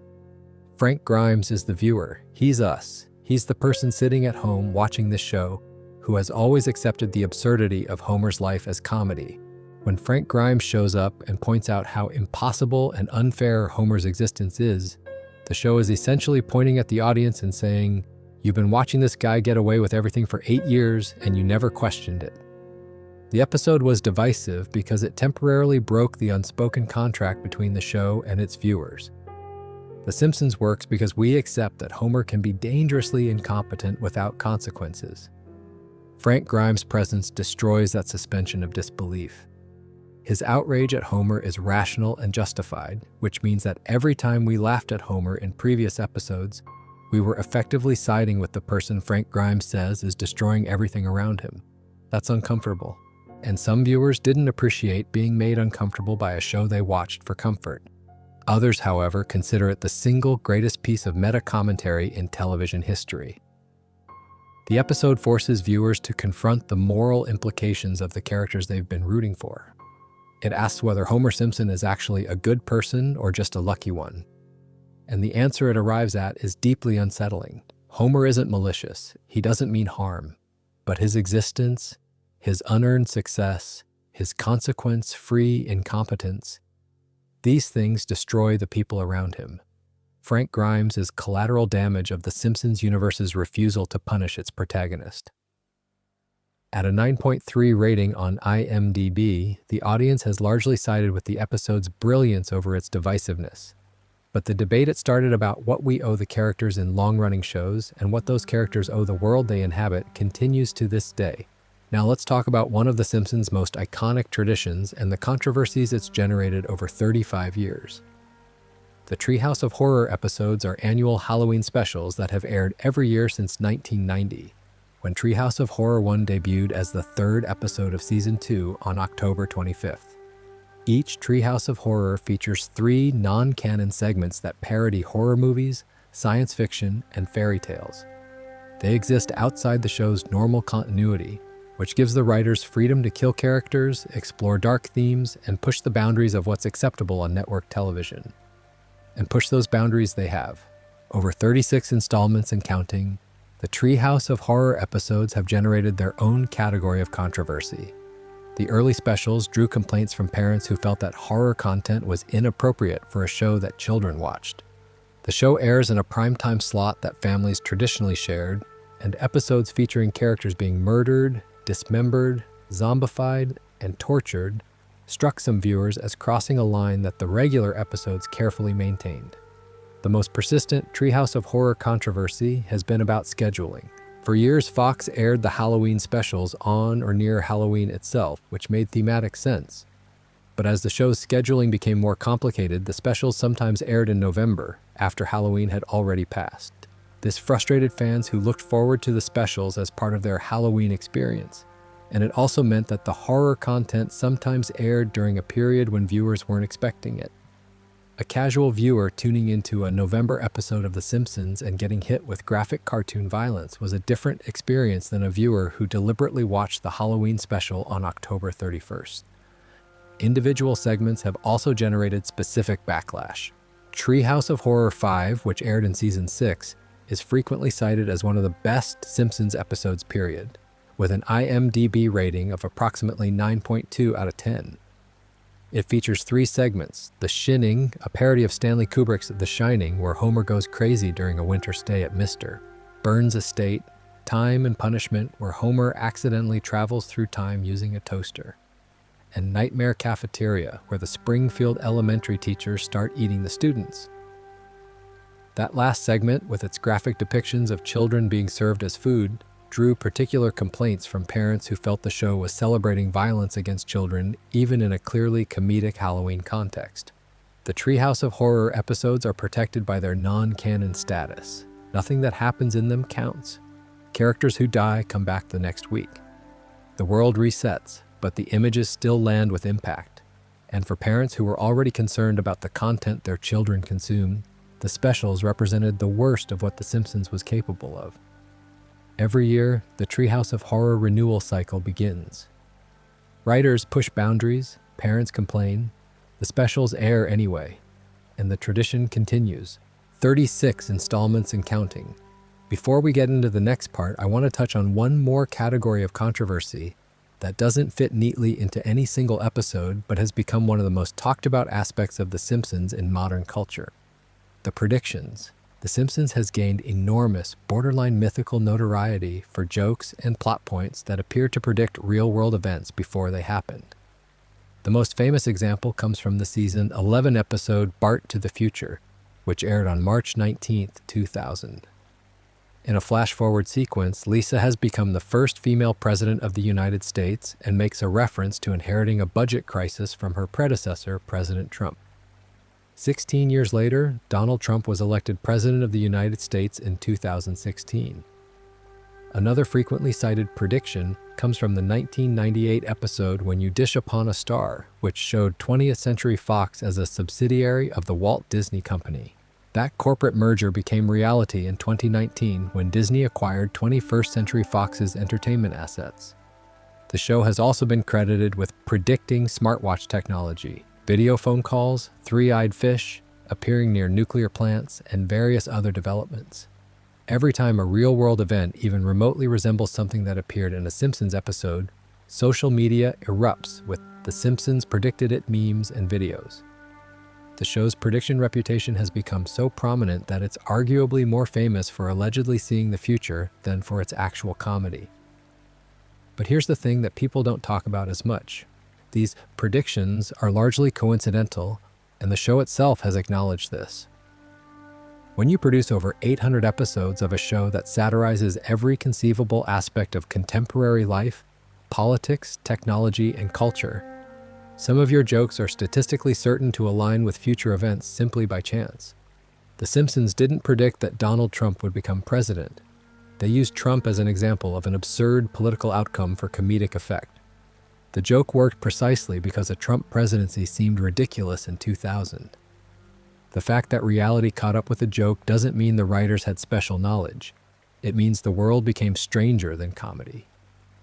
The controversy around the predictions isn't about any single episode being problematic. It's about the distortion of what The Simpsons actually is. The prediction narrative reduces one of the most sophisticated pieces of social satire in television history to a novelty act. Instead of being appreciated for its writing, its characters, its cultural commentary, and its 3 decades of creative excellence, the show increasingly gets discussed as though it's a crystal ball. And that diminishes everything that actually makes it great. The predictions debate distorts what The Simpsons is, but the next set of controversies threatened whether The Simpsons would even continue to exist. Because some of the show's fiercest battles weren't fought on screen. They were fought in contract negotiations so bitter that the show nearly got canceled multiple times. The Simpsons' 6 principal voice actors, Dan Castellaneta, Julie Kavner, Nancy Cartwright, Yeardley Smith, Hank Azaria, and Harry Shearer, have been the backbone of the show since day one. Between them, they voice Homer, Marge, Bart, Lisa, and dozens of supporting characters.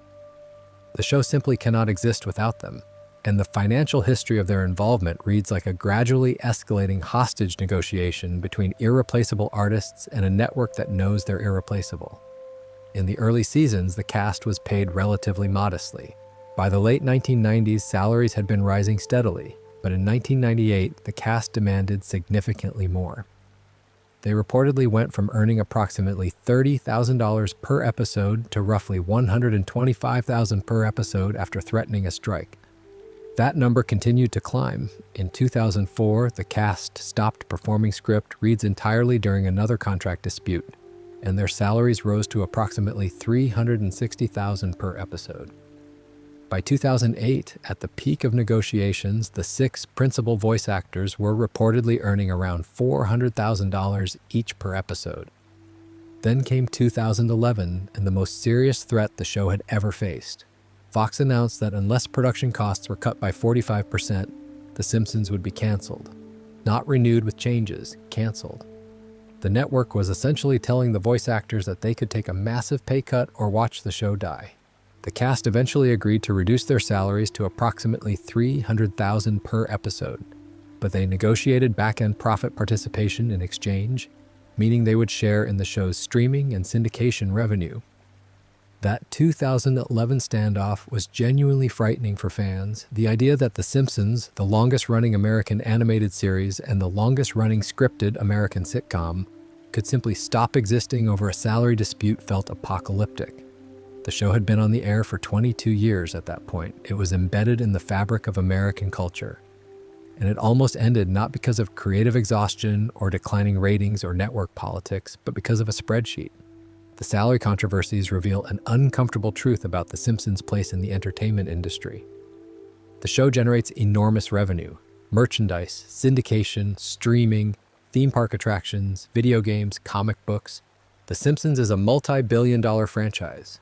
But the people who actually bring the characters to life, who make the sounds that come out of Homer's and Bart's and Marge's mouths, have had to fight tooth and nail for compensation that reflects their irreplaceable contribution. Every major salary increase was achieved through the threat of withholding labor, not through generosity from the studio, not through mutual respect between creators and corporate owners, through threats. Harry Shearer, who voices Mr. Burns, Ned Flanders, Principal Skinner, and many other characters, was particularly vocal during these negotiations. Shearer reportedly came closest to actually leaving the show during various contract disputes. The idea of The Simpsons without Mr. Burns' voice, without Ned Flanders' hi diddly ho neighborino, without Principal Skinner's awkward authority, was terrifying enough to bring the network back to the table every time. But the fact that it got to that point reveals how the entertainment industry values the people who make its most profitable products. The behind-the-scenes financial battles shaped the show's public perception in ways that most viewers never realized. But the controversies that fans felt most deeply were the ones they saw with their own eyes. The episodes that seemed to betray the show's characters. The episodes where The Simpsons stopped feeling like The Simpsons. And two episodes in particular stand out as moments where the audience felt the show had lost its way so completely that even casual viewers took notice. The Boy's a Bummer, Season 18, Episode 18. This is an episode so relentlessly cruel that it makes Homer vs. Dignity look like a gentle character study. The plot centers on a Little League baseball game where Bart drops a routine fly ball, costing his team the championship. A reasonable starting point for a story about dealing with failure. But what follows is a sustained campaign of psychological torture that escalates far beyond anything the show had attempted before. The entire town of Springfield turns on Bart. Not just his classmates, not just the parents of other players. Everyone, adults who have known this 10-year-old boy his entire life, publicly humiliate him, berate him, and ostracize him for dropping a baseball. The episode shows Bart being heckled, mocked, and rejected by every person he encounters. His failure at the game becomes the only thing anyone in Springfield cares about. And the cruelty doesn't stop at verbal abuse. At one point, Bart is so broken by the constant torment that the episode depicts him standing on the edge of a water tower, with the implication being that a child is contemplating ending his life. Think about that for a moment. A show that built its legacy on clever satire and heartfelt family stories depicted an entire town bullying a 10-year-old boy to the point of considering jumping off a water tower. And the episode didn't treat this with the gravity it deserved. It didn't use the moment as a turning point for meaningful commentary about bullying or mental health. It was just part of the escalating darkness of an episode that seemed to revel in Bart's suffering. The fan response was visceral. Even viewers who had made their peace with the show's post-Golden Age decline were horrified. The Boy's a Bummer felt like it crossed a line that couldn't be uncrossed. Bullying a child to the brink of self-harm isn't edgy comedy. It's not pushing boundaries, it's just cruel. And the fact that the writers seemed to think it was funny raised serious questions about the creative vision guiding the show during that era. A similar energy pervaded Miracle on Evergreen Terrace from Season 9. In this episode, Bart accidentally burns down the family's Christmas tree and all the presents on Christmas morning.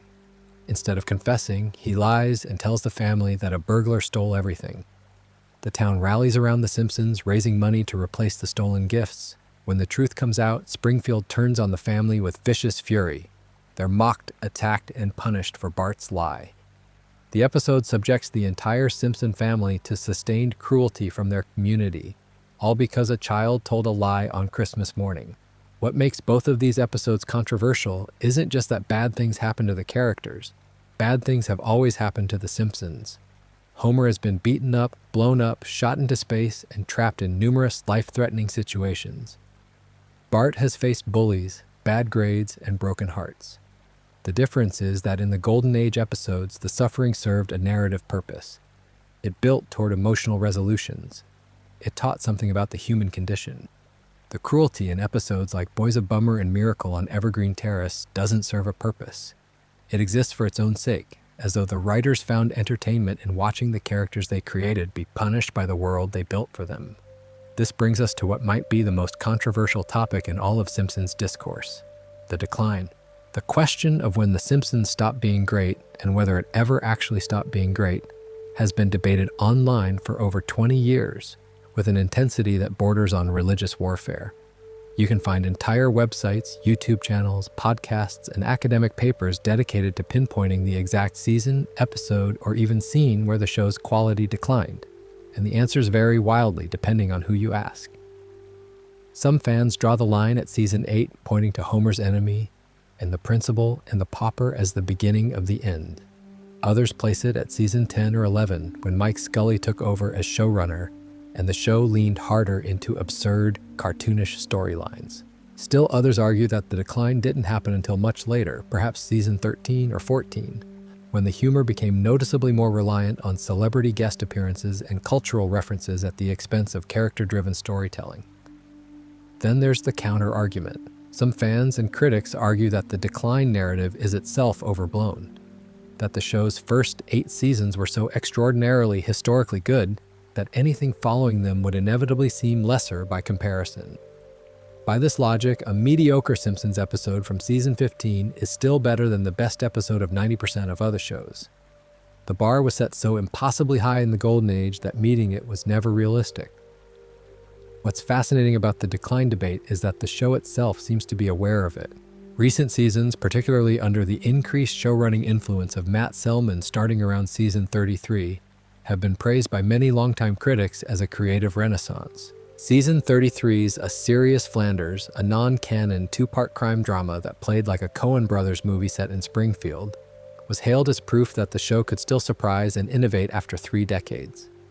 The format-breaking episodes of seasons 34 through 37, with their non-linear storytelling and cinematic direction, have been received more positively than anything the show has produced in years.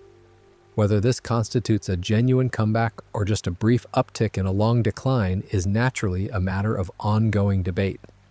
But the fact that The Simpsons is still generating passionate discussion about its quality after 37 seasons and counting is itself remarkable.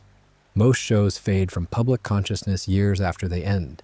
The Simpsons generates controversy and conversation while still actively producing new episodes. Love it or hate it, the show refuses to become irrelevant. And maybe that's the most controversial thing about The Simpsons of all. Not any single episode, not any single joke, not any single character. The most controversial thing is that it keeps going. It has outlasted presidents, cultural movements, media formats, and its own golden age. It has been renewed through season 40, ensuring that it will continue well past its 35th anniversary. For some fans, this persistence is inspiring. For others, it's an affront. A once great show refusing to end with dignity. That disagreement between those who want The Simpsons to go on forever and those who wish it had stopped 20 years ago is the controversy that will never be resolved because the show will never stop giving people a reason to argue about it. But that persistence has also given the show something rare, something that almost no other series in history has experienced. The Simpsons has had to deal with the real deaths of the people who brought its characters to life. Marcia Wallace voiced Edna Krabappel, Bart's long-suffering 4th-grade teacher, from the show's very first season. For over 2 decades, Edna was one of Springfield Elementary's most memorable characters. Her exasperated "ha!" became as iconic as any catchphrase in the show's arsenal. She had her own storylines, her own romances, her own emotional arcs. She even won Ned Flanders' heart in season 22. Creating one of the show's most unexpected and genuinely sweet love stories. Marcia Wallace died on October 25, 2013, at the age of 70. Her passing hit the Simpsons production team hard. Unlike the Maggie Roswell situation, where a salary dispute led to a character's death, there was no corporate calculation behind what happened next. The show simply retired Edna Krabappel. The character was implied to have died off-screen, and her death was later confirmed in the season 25 episode The Man Who Grew Too Much.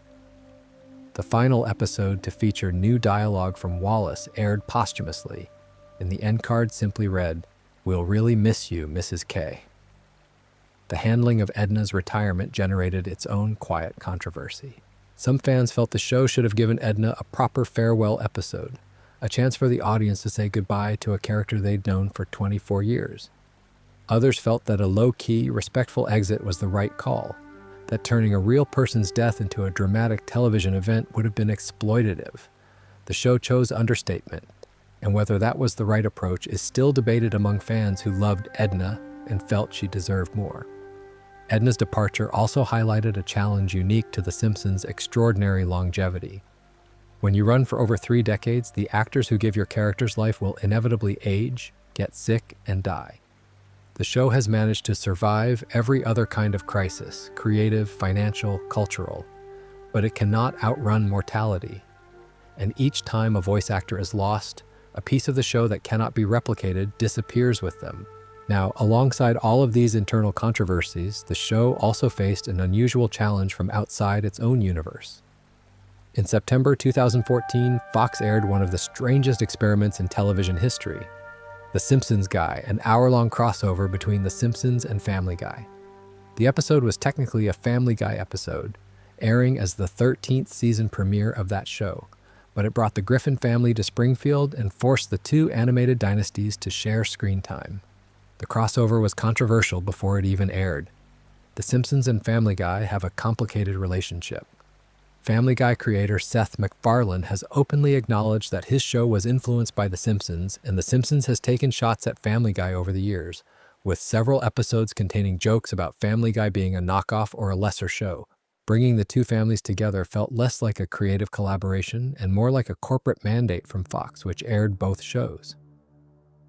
The episode itself didn't help matters. It included an extended fight scene between Homer and Peter Griffin that many viewers found more uncomfortable than funny, and a storyline where Bart prank calls Moe's Tavern using increasingly crude humor that felt more at home in Family Guy's sensibility than The Simpsons. The tonal clash between the two shows was exactly what critics had predicted. Family Guy's anything-goes approach to comedy grated against The Simpsons' more character-driven style, and the result was an episode that satisfied fans of neither show. The Simpsons Guy reinforced a lesson the show had already learned from A Star Is Born's nearly 2 decades earlier.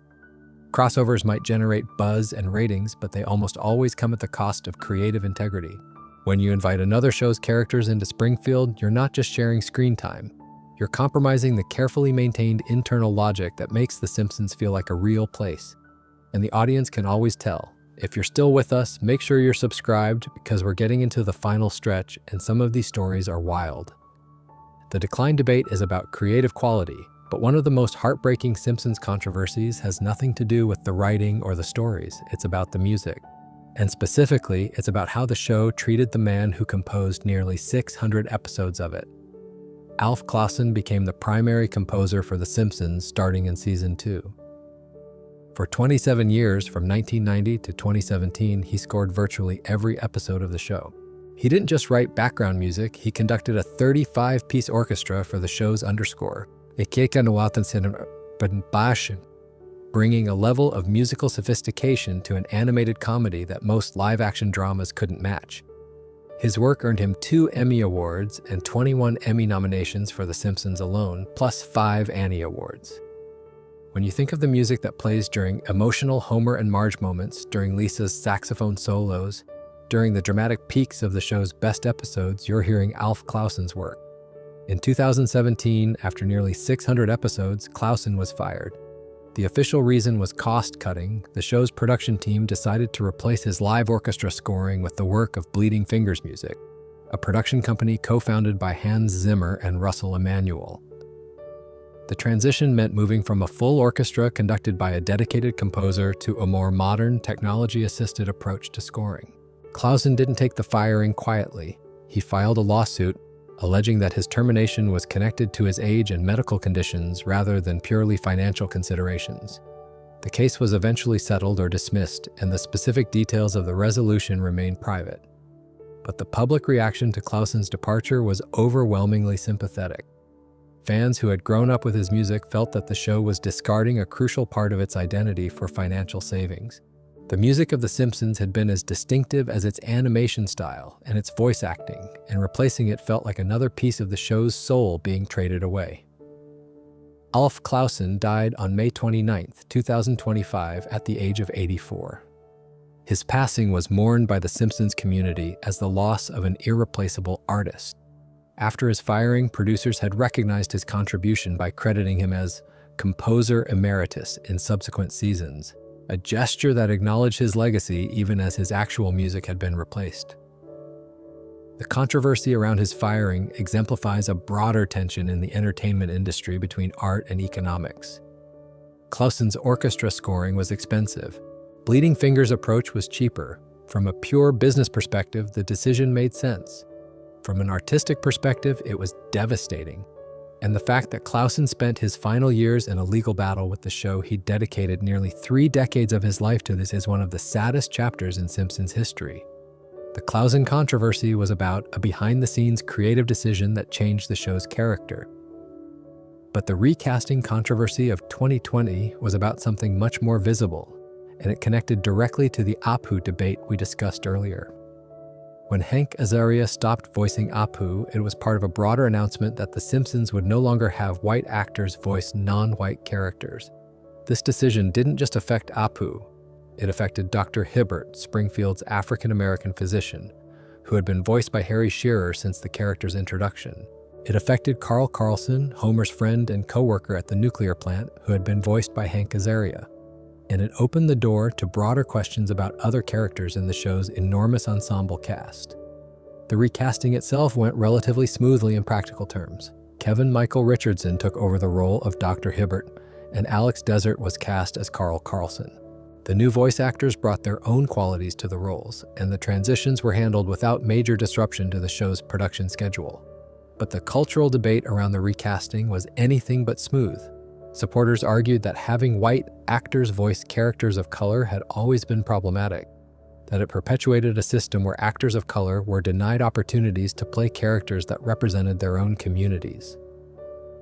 They pointed out that in live action, the equivalent practice of casting white actors in non-white roles, known as whitewashing, had been widely condemned for years. The same principle, they argued, should apply to voice acting. Critics of the decision pushed back from multiple angles. Some argued that voice acting was fundamentally different from on-camera acting, that the whole point of voice performance was creating a character through sound alone, independent of the actor's physical appearance.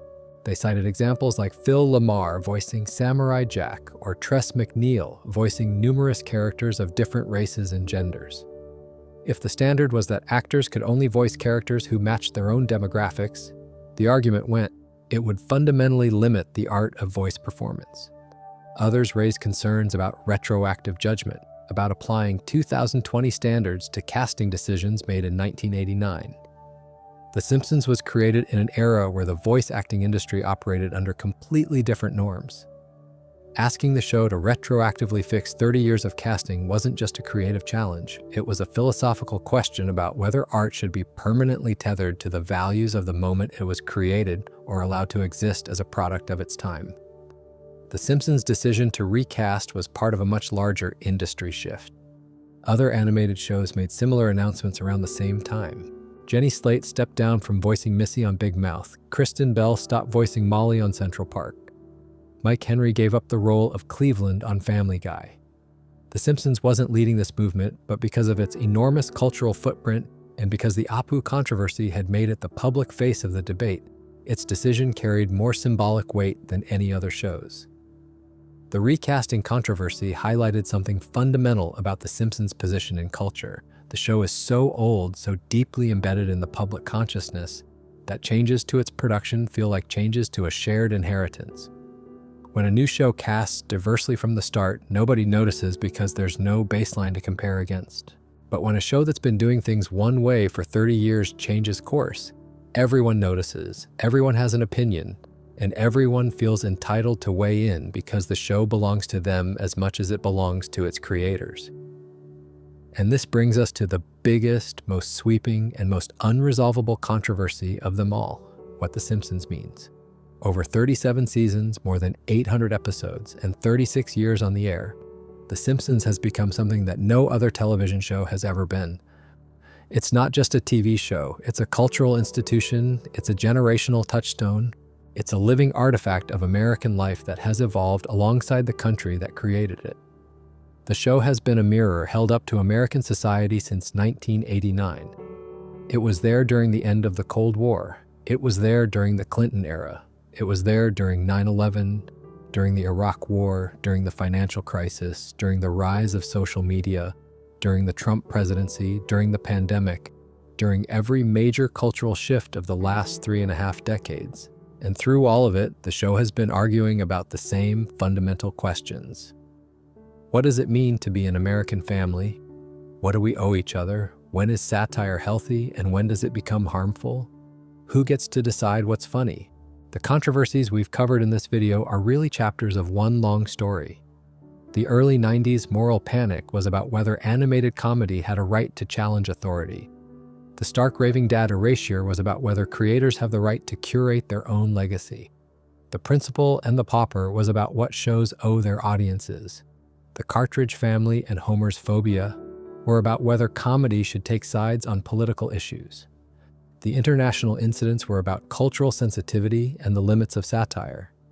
The Apu controversy was about representation and the power of stereotypes. The Decline debate is about nostalgia and the impossibility of living up to a mythologized past. And the recasting controversy was about whether art can and should evolve to meet changing values. None of these controversies exist in isolation. They're all connected by the same thread.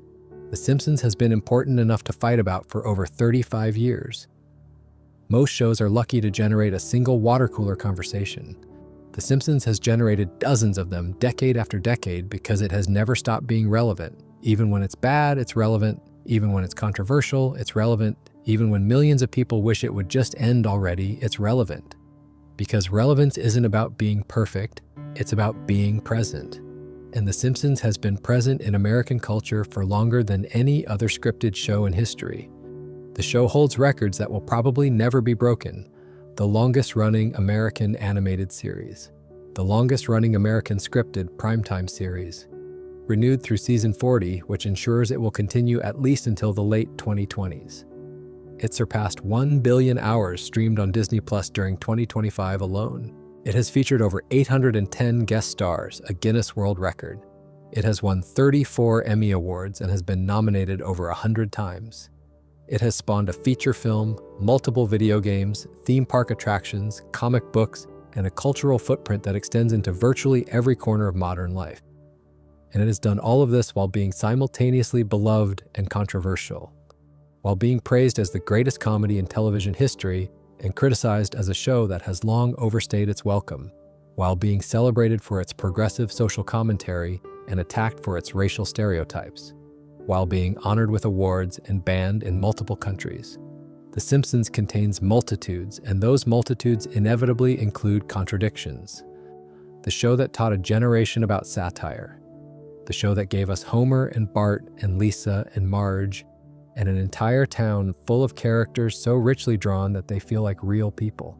The show that fought its own network to air an episode about gay acceptance. The show that erased its own history over allegations against a guest star. The show that offended countries and apologized for it. The show that keeps going year after year, controversy after controversy, generation after generation. That's The Simpsons. It's never been perfect. It's never been safe. It's never been just a cartoon. And after 36 years and counting, it's still giving us something to talk about. Whether you think that's wonderful or exhausting probably depends on how you feel about the show in general. But either way, you can't deny that there has never been anything else like it. And there probably never will be. If you enjoyed this deep dive into the most controversial episodes and moments in Simpsons history, make sure to subscribe to our channel and hit the notification bell so you don't miss our next video. We've got a lot more stories like this coming, and trust me when I say that the rabbit holes only get deeper from here. Drop a comment letting us know which controversy surprised you the most, or which episode you think we should have included. And with that, we'll see you in the next one. Now there's one more controversy I want to walk you through before we close this out, because it might be the most cold-blooded thing the show ever did. And it didn't happen in the script. It happened because of a paycheck. Maud Flanders was Ned Flanders' wife. She'd been a recurring character since the show's earliest seasons. She was the devout Christian next door, the woman who campaigned against Itchy and Scratchy with Marge, the quiet moral presence who balanced out Ned's sometimes overbearing piety. She wasn't a major character, but she was a constant. Whenever Ned appeared, Maud was there. The Flanders family was one of the most stable units in Springfield, a mirror image of the Simpsons' dysfunction. Where Homer and Marge fought and struggled, Ned and Maud existed in a bubble of wholesome contentment that the show used as both a comedic foil and an emotional anchor. Then, on February 13th, 2000, the show killed her. In the season 11 episode Alone Again, Nashara Diddley, the Simpson family is at a speedway. Cheerleaders fire promotional t-shirts into the crowd from cannons. Homer, shirtless and waving for attention, demands they send one his way. They fire a full salvo of shirts at him, but Homer bends down to pick up a bobby pin at the exact wrong moment. The shirts sail over his head and hit Maude instead, knocking her backward over the top of the bleachers. She falls to her death in the parking lot below. The death of Maude Flanders was one of the first permanent character deaths in Simpsons history. This wasn't a Treehouse of Horror segment that would reset next week. Maude was gone, for real. The episode followed Ned through the grieving process, showing his faith in God shaken for the first time. Reverend Lovejoy's eulogy contained a line that felt almost meta in its awareness of how the audience perceived Maude. He said, "In many ways, Maude Flanders was a supporting player in our lives. She didn't grab our attention with memorable catchphrases or comical accents. But whether you noticed her or not, Maude was always there, and we thought she always would be." Fans were upset. Killing off a beloved character for shock value, especially during the February sweeps period when the show was actively trying to boost ratings, felt cynical and manipulative. Fox had even promoted the episode with a teaser that promised one of Springfield's most beloved will die, deliberately building suspense and speculation to draw viewers. The marketing strategy worked. People tuned in, and what they got was a permanent, irreversible death that changed the dynamic of the Flanders family forever. But here's where the story gets really uncomfortable. The real reason Maude Flanders was killed off had nothing to do with storytelling. It was because of a salary dispute between Fox and voice actress Maggie Roswell. Roswell had been part of the Simpsons voice cast since season 1. In addition to voicing Maude, she played Helen Lovejoy, Miss Hoover, and Luan Van Houten. But in 1994, Roswell had moved from Los Angeles to Denver with her family.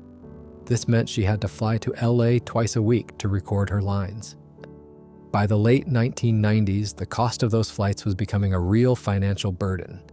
In 1999, Roswell asked Fox for a pay raise from $2,000 per episode to $6,000 per episode. She wasn't asking for anything extravagant. She was asking for enough to cover the cost of the flights that made it possible for her to continue doing the job. Fox offered her a raise of $150, from $2,000 to $2,150. Roswell later told the Denver Post, "They offered me a $150 raise. I mean, that's lint in Fox's pocket." Insulted by the offer, Roswell quit. And instead of finding a way to accommodate a voice actress who had been with the show for over a decade, the writers killed her character. Marcia Mitzman Gavin was hired to voice Maude's handful of lines in the death episode and to take over some of Roswell's other roles. But the damage was done. Ned Flanders went from a happily married man to a widower because Fox wouldn't pay a voice actress an extra $4,000 per episode for travel costs. Think about that in the context of the salary controversies we discussed earlier, where the 6 lead voice actors were earning hundreds of thousands per episode. The show could afford to pay Dan Castellaneta $400,000 an episode, but couldn't find $6,000 for Maggie Roswell.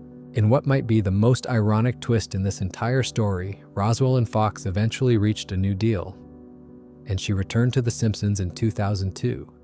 She was allowed to record her lines from her home in Denver. The accommodation she'd been asking for all along was granted, just 2 years too late for Maude Flanders. Since returning, Roswell has voiced Maude in flashbacks and ghost appearances, but the character's death has never been reversed. Maude Flanders remains dead because of a corporate decision to save $4,000 per episode on a show that generates billions. Executive producer Mike Scully tried to put a creative spin on the decision, saying it was a chance for one of our regular characters to face a challenge and grow in a new direction. We didn't want to kill a character for the sake of killing. We wanted it to have consequences for surviving characters to deal with in future episodes. And to be fair, Ned's grief did generate some genuinely affecting storylines. His crisis of faith was compelling. His eventual relationships with new characters added layers to his personality. But the knowledge that all of that pain and growth stemmed from a network being too cheap to pay for plane tickets casts a shadow over even the best material that came from Maude's death. The Maude Flanders controversy sits at the intersection of art and commerce in a way that few other television moments have. It's a reminder that the stories we love are products created within an industry that makes decisions based on spreadsheets, not emotions. A character who had been part of the show's universe for 11 years was eliminated because a corporation wouldn't negotiate in good faith with one of its employees. That's not a creative decision. That's a labor dispute with permanent narrative consequences. Now, I want to circle back to something that ties all of these controversies together, because there's one more dimension to the Simpsons controversy machine that we haven't fully explored, and it's the one that might matter most for the show's future. The Simpsons doesn't exist in a vacuum anymore. When the show debuted in 1989, it was unique. There was nothing else like it on television. An animated primetime comedy for adults hadn't existed since the Flintstones in the 1960s. The Simpsons had the market to itself, and the controversies it generated felt unprecedented because they were unprecedented. Nobody had ever dealt with the cultural impact of a cartoon being called out by the president.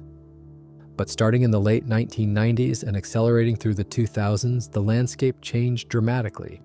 South Park debuted in 1997 and immediately claimed the territory of maximally offensive animated comedy. Family Guy launched in 1999, was canceled, was brought back by fan demand, and established itself as a deliberately cruder alternative to The Simpsons. King of the Hill, Futurama, American Dad, Bob's Burgers, Archer, Rick and Morty, Big Mouth, and dozens of other animated comedies for adults filled the space that The Simpsons had once occupied alone. And this changed the nature of The Simpsons controversies. In the early seasons, when the show was the only game in town, any boundary it pushed felt seismic. Bart saying "hell" on network television was a cultural event. Homer buying a gun was front-page news. An episode about homosexuality almost got killed by network censors. But as the landscape filled with shows that were deliberately more provocative, more vulgar, and more willing to cross lines, The Simpsons controversies started looking different. The show that once shocked America by having a 10-year-old say, "Eat my shorts," was now competing for attention against shows where characters were graphically dismembered, where drugs and sex were discussed openly, where no topic was off limits. This competitive pressure contributed to some of the show's most controversial creative decisions. Episodes like Homer versus Dignity and Boys of Bummer, with their increased emphasis on shock value and cruelty, can be partially understood as attempts to stay relevant in a market that had moved far beyond the boundaries The Simpsons originally pushed. The show was trying to keep up with South Park and Family Guy without losing its own identity, and the result was a tonal whiplash that alienated longtime fans who had fallen in love with a different kind of show. The Simpsons' response to this competitive pressure has evolved over the decades. In recent seasons, particularly under the increased creative influence of Matt Selman starting around season 33, the show seems to have stopped trying to compete with more provocative series and instead leaned into what makes it unique. The format-breaking experiments of seasons 33 through 37, the cinematic ambitions of episodes like A Serious Flanders, the willingness to explore non-linear storytelling and unconventional structures, these represent a show that's found a new way to be relevant without chasing the shock value that defined its awkward middle period. Whether this creative renaissance represents the beginning of a new golden age or just a brief uptick before the final decline is a question that can't be answered yet. The show is still being produced. Season 37 is airing new episodes. Seasons 38 through 40 are ordered. There are potentially years of new Simpsons content ahead, and any one of those episodes could generate the next great controversy. And that's the thing about The Simpsons. The controversy is never over because the show is never over. Most of the shows we've compared it to have already ended or been canceled at some point. South Park has been on and off. Family Guy was canceled twice. King of the Hill ended. Futurama was canceled multiple times before its most recent revival. The Simpsons has never been canceled. It has never gone off the air. It has run continuously since December 17th, 1989, through 37 seasons and counting. Every week brings a new episode, and every new episode brings the potential for a new debate. In December 2025, Disney announced that The Simpsons had surpassed 1 billion hours streamed on Disney Plus during 2025 alone. 1 billion hours. That's more than 100,000 years of collective human attention directed at a show about a yellow family in a fictional town. The Simpsons isn't just surviving, it's thriving in ways that its creators probably never imagined when they were drawing crude cartoons on Tracy Ullman's variety show in 1987. The controversies we've covered tonight, from the White House to the deletion of Stark Raving Dad, from the Apu debate to the gun episode banned in Britain, From the episode Fox tried to kill to the character who died over a salary dispute, these aren't blemishes on the show's legacy. They are the legacy. The Simpsons is controversial because it matters.